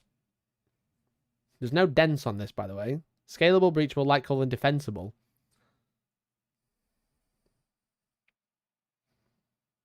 There's no dense cover. It's not -1 to hit. It's just there. It just gives you +1 save. So, yeah, me and Mark were pretty confused. So this was the map, as you can see.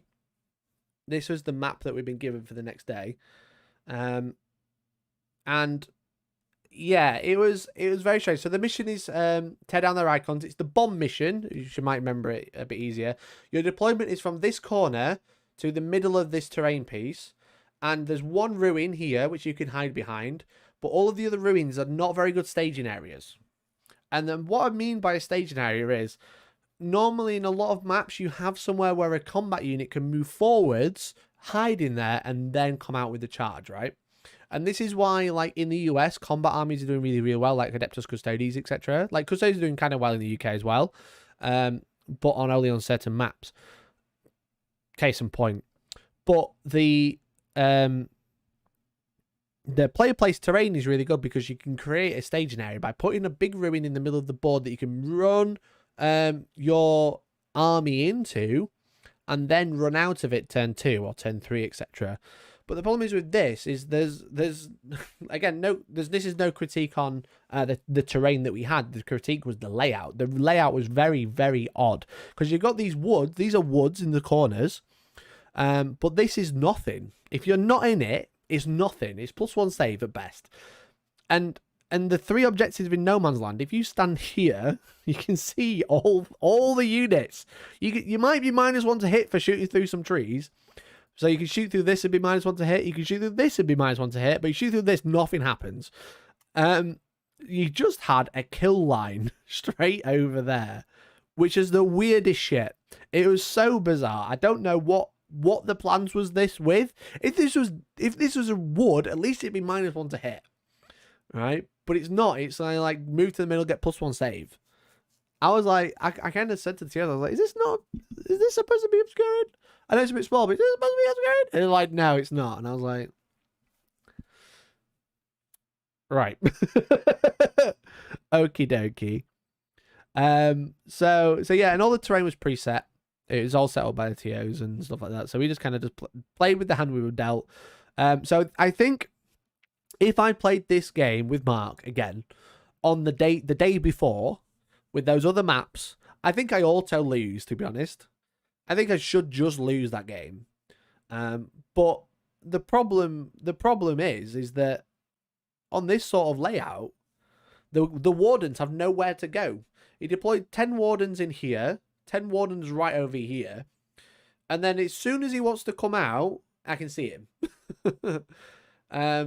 It was just I didn't understand. I really didn't get it, you know. It was really strange. It was just like essentially what ended up happening is my Relic Contemptor walked up here and just shot everything it could see. It just kept shooting down this line and just murdering anything. It was just like it was just a bloodbath. And once I dealt with this squad anyway, because essentially what happened was his turn 1, I ended up going first. He'd obviously got 10 wardens here. He'd redeployed some wardens over here so I couldn't get near them or end up shooting them or anything.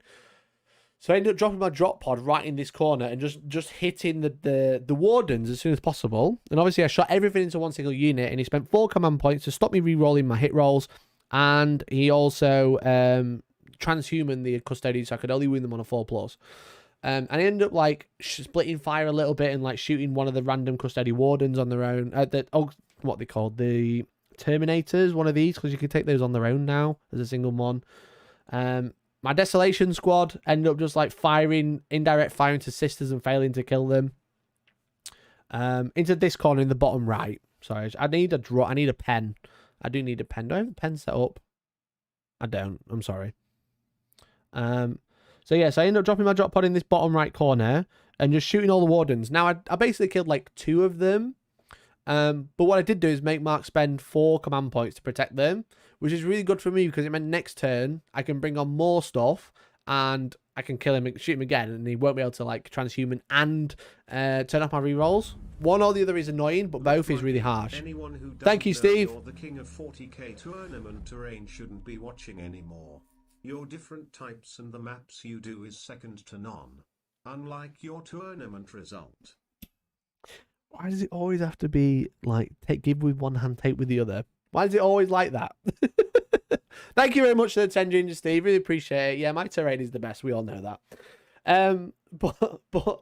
But yeah, it was just like, I didn't understand it. It didn't feel like the Custodians had a stationary because all these L's were kind of like the wrong way. Like this one felt like it was the wrong way. If it was the other way round and he had like the U shape this way, I'd be really interesting because it means that they could run here to here. But yeah, so I ended up just shooting there, not killing anything.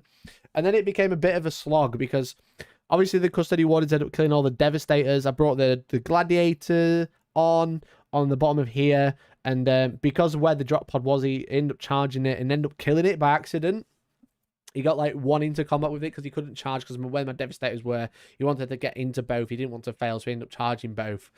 Didn't end up killing all the Devastators, but managed to get into the drop pod, but killed that. So I just like, I think I ran away with the Devastators or something like that. Anyway, these Custody Wardens were all on the perspex, so I could see them. So my Contemptor Dreadnought walked down here. Like, this is turn 4, I think. But on turn 2, I just walked down here, brought the Gladiator on, and I just shot the crap out of one unit. And I used to really, really cripple one side of the board. Now, I still had another unit of 10, which are kind of up here hiding that I couldn't really deal with. I tried to shoot a couple, and then he transhuman them, so I couldn't wound them. So all of my crack missiles were trying to shoot them and not really doing much. I ended up shooting the Eradicators, and then he ended up like just basically finishing them off. And then this is like the aftermath of me being like, I think this is Mark's turn. He's just kind of killed a bunch of stuff, but oh no, I think at the end of my turn, so it's Mark's turn now. And essentially what I'd done is like got all my scouts out to take the objective off him to score shock tactics, obviously, because I took shock tactics once again. But I also just tried to just move block him a little bit. And that's what I was kind of doing with all these like really cheap, crappy units is like they shoot, they're kind of cool. They've got some thunder hammers and stuff.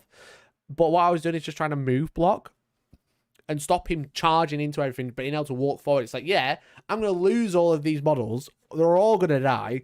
But what he's not is over here. He's here. He's not over here. And that was my main concern because this is my firing platform. This is my gun line. It's dwindling at this point. But this is all I've got left. So I just can't let him get to it. So what I was doing is using scouts and infiltrators and stuff to take objectives because I've got objectives secured because my lieutenant is around here. So the scouts suddenly become objectives secured. But even so, I've got infiltrators and then just more models on the objective. But then I was like, right, okay, what I'm going to do is put a wall here of scouts. You can't move through here. You can't move through these dudes. So you got to go all the way around and go away from my firing line. So that was kind of doing that. I did that in multiple games. I did it in this game. I obviously did it against Marcus with the Baneblade and just using my crappy units to be like, right, into the meat grinder you go, little scouts. But just not letting the stuff walk towards me. And that's kind of like why I don't like taking all the Redemptors and all the Gladiators, etc. It's because you can just take too much firepower, and having units that can kind of like move block and control what your opponent's doing is arguably a lot better than taking more guns. Because more guns is great and kill stuff, but if you can't like play the mission or stop your opponent playing the mission or stop them like trying to counter what they're trying to do, you're just going to lose. So yeah, so that's what this little ring of stuff here is, which was quite funny. It was quite funny, that's for sure. And there's another picture, as you can see. So I've got like, oh, my left hand's back here, sorry. So I think I just got number of models because these are obsec, so it goes back to number of models. I think I'd overtaken it, but then Mark had walked his models on. But it was really, really close. I ended up managing to drop a bonner in this mission with these Vanguard veterans, which is quite impressive. But I ended up scoring 82 points to Mark 75, so it was a really, really close game, to be fair. I ended up just outscoring on secondaries. He outscored me slightly on primary. But yeah, it was a great game. It was just, Wardens are so hard to get through because of the Feel No Pain, because of the Invon, because of the stratagems. 20 Wardens is such a scary list, and I think, again, any other map type, I would have just lost. The other two that Games Workshop ran, like, again, like we would play, if he had this one, he just runs all these Wardens here, doesn't die, and then charges into my lines. I'm like, okay, can you call GG? Because he can advance and charge. And it's like, they can, like, I think they can roll 2d6 and pick the highest for the advance of one of the Qatars that they have. And it was just like, I don't know what to do about this. I've just got to roadblock him. I'm going to move block him somehow and just, like, hold him off as much as possible to stop him getting to me. So that was like super, super scary list. Now, now my round 5, going into it, there was me, there was Chris with Harlequins, there was another Iron Hands player, I can't remember their name, well, I've gone through their name again, but then there was Dom with Genius to the Cults, and I was just like, anything but Genius to the Cults. I don't mind playing the Iron Hands mirror match. It's whoever goes first wins. It's a quick, easy game for round 5. I don't mind playing Harlequins. I think I beat Harlequins because I think without their invuln, they are piss poor. But clearly being shown up with them. But then there was G's to the Cults, and Dom at that point had scored like 100 or 99 points in every game, and I was just like, you know what, mate? I don't want to get schooled round 5, so I'll just avoid playing G's to the Cults. And then I played against G's to the Cults. Now I didn't manage to take any pictures, which is obviously a shame. But yeah, it was Data Scry Salvage, and it kind of showed the same problem as the first the Custodian game, where there's kind of like a kill box, because the 4 objectives in that mission in the middle were all in no man's land with no terrain on them, which was really just weird, just really weird. I just didn't get it. I just didn't understand, and yeah, that's not terrain. The physical terrain is an issue. That's just the layouts for those missions. Why those pictures? Round 5, mate. Can't be bothered. So yeah, so I'm not going to go too much into that game, but essentially I used my infiltrators to just stop him deep tracking in my deployment zone. I ended up jumping my land speeder over to hit the Magos, and he had like a Magos and a unit of 5 acolytes, and it was kind of like, you can't shoot this unit unless they're the closest target. And I ended up using my land speeders to kill the Magos because I used the land speeder that jumped over to kill the acolytes, and then my other land speeder I managed to get line of sight with the sniper rifles, and then using direct fire to make sure she died as well. List, I'll talk about the list, that's for sure. I've just closed listbot, I think. I haven't. Look at that. So the list it's not BCP, so I don't need the hat. It was Twisted Helix, Abominant with the Amulet of the Voidworm, the Biophagus with Proficient Platinum, Alchemist Supreme, the Nexus with Cranial Inlay, a Magus with Might from Beyond, a Mutagenic Deviation, Psychic Stimulus, Psychic Familiar. I should say Twisted Helix is +1 Strength, +1 Move, and a Mini Transhuman. So you can't win them better than a 3, which is kind of nice on GSO because everything just dies. The Patriarch with Psychic Stimulus, he had Bioalchemist, the Elixir of the Prime Specimen, Enhanced Aggression, whatever all this is, I don't know. The Patriarch is just a murder bucket, he just runs into shit and kills it. And then Primus as well. A unit of 15 Acolytes with all rock drills. A unit of 5 Acolytes with some hand flamers. Unit of 5 Acolytes with hand flamers. Unit of 5 Acolytes with hand flamers. A unit of 20 Neophytes. So 10 auto guns, 4 Webbers, and 4 seismic cannons. So the Webbers are rolled over the toughness of the unit shooting to do mortal wound. Another unit exactly the same, which is pretty brutal in my opinion. There's so many models. 2 units of Aberrants. One of them had a feel no pain. One of them gets the feel no pain from the Biophagus? Unit 15, no, all units are 20. Units of 20, yeah. So 10, 4, 4 leader, an icon. And the Acolytes was unit 15, yeah. So it was 7, the leader, the icon, so that's 9 and 6 weapons. Aberrants were a shit choice, yeah. And he said that. He said, like, I enjoy running Aberrants. They did kind of run a train through anything they touched. They're just a bit slow, that's the problem. A unit of Pure Strain Cheese Stealers, they kind of came into my line, just deleted some Vanguard Veterans, which is very scary. And then 2 Goliath trucks with the heavy seismic cannons. And again, I don't have pictures, so I'm not going to dwell too much on how the game went. It was a really, really hard game. Dominic played it like an absolute champ. Again, he just kind of like rolled everybody. I think let's have a look. He ended up coming 4th, I believe. I think it was only me who he dropped a bunch of points, because he went 100, 100, 89, 100, and then 60 versus me. It was like really, really good. Clearly, just an excellent player with a really, really good army and knows his stuff. And he ended up taking Ambush, which he maxed out, Brood Swarm, which he almost maxed out, and then Raise the Banners, which he ended up scoring like 9 points on for a 87-60 win to me. Yeah, it was just kind of like the thing is with Gene Stealers is like thank the Lord I had infiltrators, because they can just infiltrate anywhere on the board and they just play the mission so well. They just steal all the objectives off you. Yeah, the list wasn't 100% meta. It wasn't the list that everyone's running. It's not 150 neophytes or whatever people are running these days. But yeah, he obviously played it like a champ, because obviously to get those super high scores is really, really impressive. And yeah, it was really, really good. But yeah, so I basically just, rather than using the infiltrators to score out a drop pod location, which I normally do, I just kept them in my deployment zone, and just essentially the Desolation Squad just carried me that game, because the Dreadnought could never see anything. He shot like twice. I think he shot like the Acolytes. He ended up getting line of sight to the ones of the rock drills, because I think he ended up charging, infiltrated and charged into a land speeder storm, and then I got the scouts out, which means he couldn't go back into the underground, which is quite nice. Again, that multi-activation problem of the scout transports, which is cool. I don't normally like running transports, but the scout land speeder storm is really, really nice. And yeah, so he ended up doing that. So the Dreadnought killed them.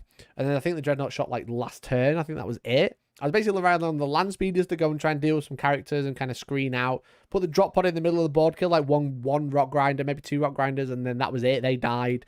But then there's a drop pod in the middle of the board that he can charge into, but it was also in his line, so he couldn't deep strike near it. I have watched on 5s in that game because the Patriarch charged a land speeder and I tried to kill it and I didn't.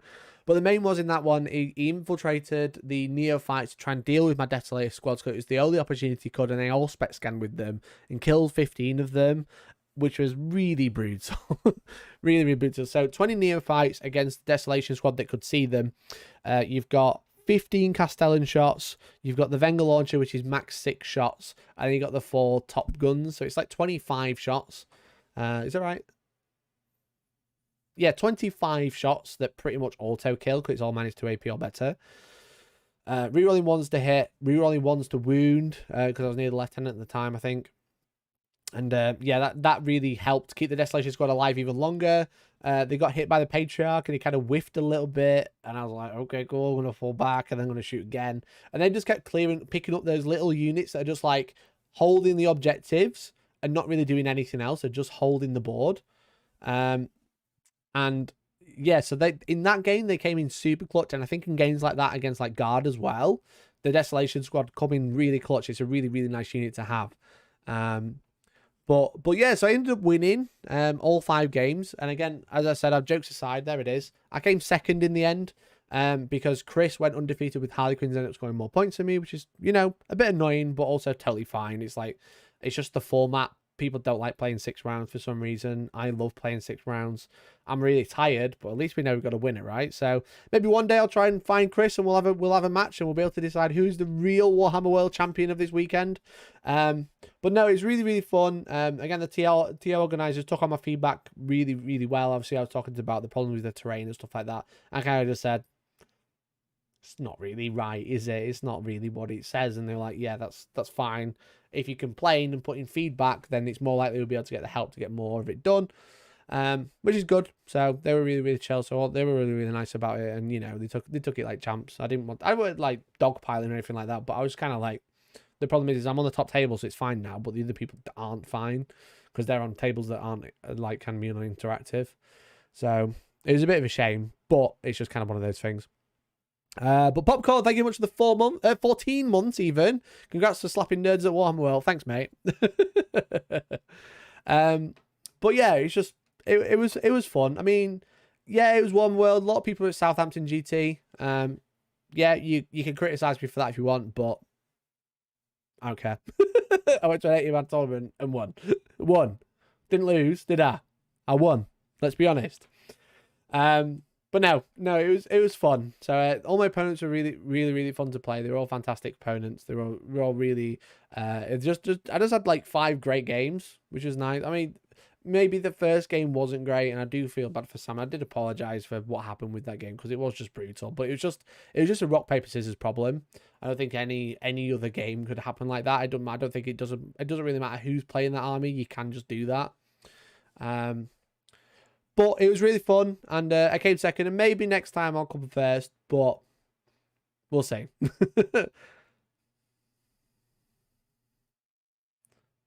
We did criticize you for that, and you got second, not winner. Thanks. All right, I'm done. Anyway, Mikey before pegging, Mikey after pegging. Great. This is what you tell me to look to. I get to watch people and mock me for pegging, which I don't do, by the way. Mikey's Iron Hands. Hobby is trying to enjoy a nice tournament at Warhammer World. Do you think you could score a few more points in games? Yeah, I think if I'd taken better secondaries, I kind of took shock tactics every game for a bit of a meme. Because Games Workshop fixed space threes, we've given them shock tactics, don't forget. So I've been taking it every single game, even when it's not very good. Like, I shouldn't have taken it against Custodes. I shouldn't have took it against the Chaos Knights player. Because, like, I'm just going to sit on 3 objectives. You're probably not going to take them off me. So, yeah, it was just kind of like, it was funny. So maybe I should have took some better secondaries. But at the end of the day, I think if you've got to get a tournament which doesn't have enough rounds to have an undefeated winner, are there any losers? You know what I mean? It's like, well, on the top table, like, yes, I came second. Maybe I'm supping copium. You can tell me if I'm supping copium or not. But it's kind of like, I don't really mind coming second because I didn't lose a game. You know what I mean? If I'd lost a game and then come second, I'd be like, oh yeah, cool, I came second, but I lost the game, so that's kind of nice. But in my opinion, I just won 5 games, and that's really nice. I wanted to win 4. I think I tweeted saying anything more than 4 wins is amazing, and I ended up winning 5, which is really nice. I don't win 5 games very often. I won 5 games at the Sheffield event that I went to, which is really, really cool, and ended up winning that one. But yeah, I just enjoyed playing 5 really, really competitive games, and 5 great opponents and 5 wins, which is really, really nice. So, yeah, yes, I could have scored more points and winning the event and getting the gold trophy, but at the end of the day, I still got a trophy, which is cool. The vote's probably tougher on the players that went 4 when only one of them came 3rd. Yeah, exactly. So,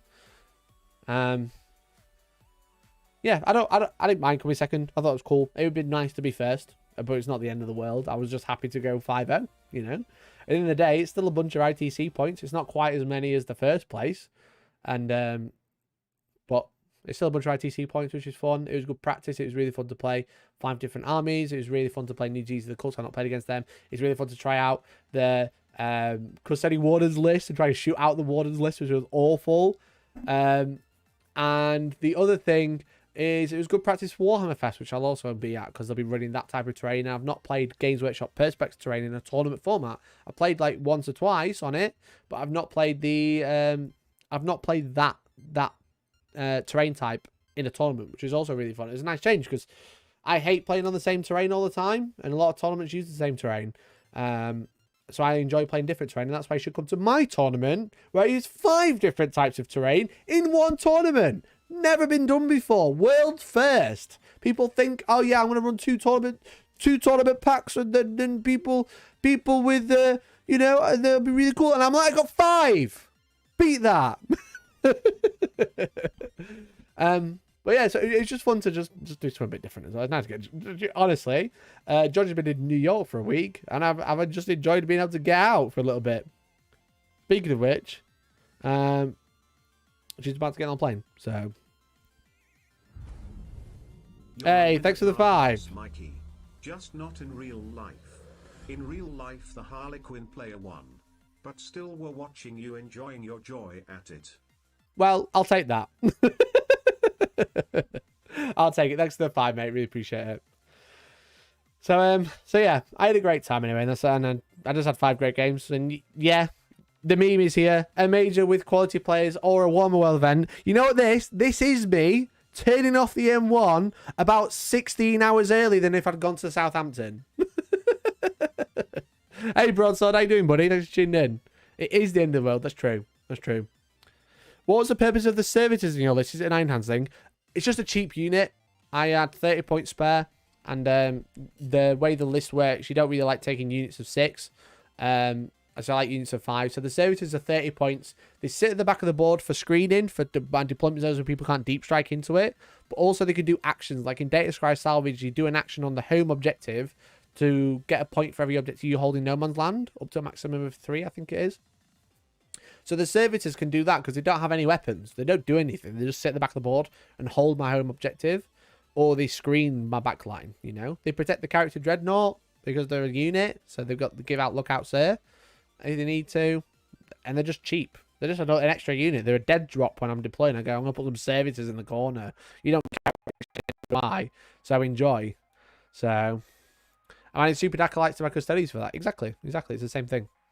So yeah, so this is me turning off the M1 19 hours before I would have arrived at Southampton. So yeah, I justify it. I'm okay with it. Mikey justified his speeder choice. This is brilliant, but I like this, and I'm all for it. Tiny speeders for the win. Tiny speeders for the win. These are the best unit in the Codex. The best unit in the game. 70-point land speeder. Excellent. I just think they're neat. I do think they're neat. Desolation Squad are the best unit in the Codex, if not the game. Just like the land speeder. Yeah, I think the Desolation Squad were really clutch. I really got to put those in my list. But they did give me a weird gap of 30 points, so that's why I ended up putting servitors in the list. I think it was like 40. I ended up taking an extra couple of Storm Shields, which I wouldn't normally take. And I took the servitors as well. So, Codex Warfare, Doctrine Changes, Free War Gear, and Mikey being carried away because I won. That's a good one. I've not seen this being fought before. It's good then. Mikey's opponent. Where do I hide from your shooting? That's the neat part. You don't. Very good. Very, very good. And then Lambo with number 1 pegger goes to Georgie. Thank you. I've never been pegged. Just want to clarify. Make terrain in the factory attached to the building. Ship terrain across from America. Games Workshop. Get ready. He's about to do something stupid. But yeah, very, very weird. A very weird decision, but there you go. But yeah, they will have all the terrain for Warhammer Fest, which is cool. Because it sounds like it's been made by it's been run by the US Open team rather than the Warhammer World team. But yeah, funny one. Mikey, let me open it on full screen. I don't know why I'm doing it mini.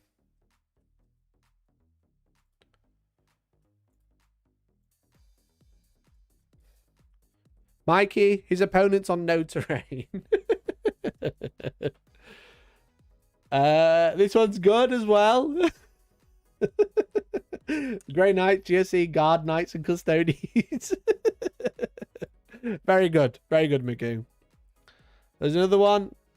Mikey. I came third. Why did you put me in third? Why do you Photoshop this and put me in second? Why do you change the numbers? Very good. I came second. I think I came second. There's this one as well. I'm the dumbest man alive. I think having no obscuring terrain in the middle of the board. I think having no obscuring terrain in the middle of the board. The end. No end to this sentence. I think it's good to have. I think it's bad to have. You're clearly dumber, clearly. GW, after hearing about Mikey's criticism of the event. Listen here, you little shit. Oh, mate. The Custodians player. The Custodians player's seen the map back. We're all gonna die!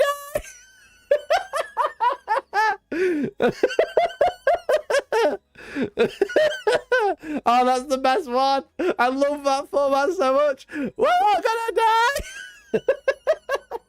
G Stealer Colts looking at a measly land speeder. We're all gonna die.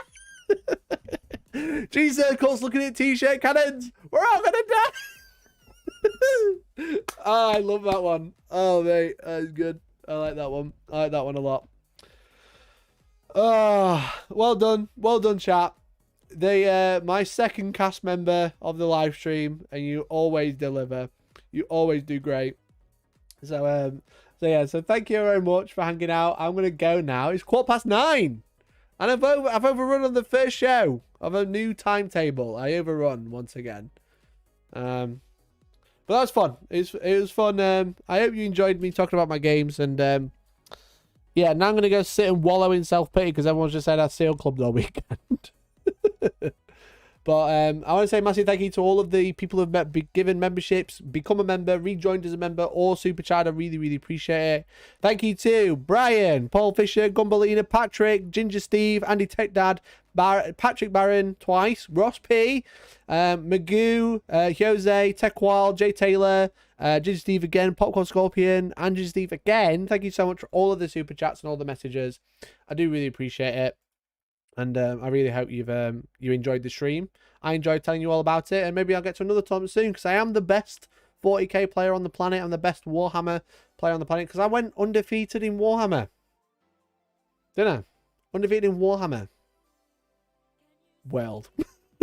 And I'm going to go. So thank you so much for watching. I'll be back on Wednesday, probably doing a painting stream. So come join in on Wednesday morning if you're not doing anything.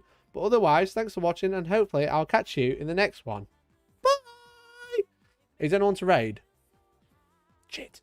Forgot to check.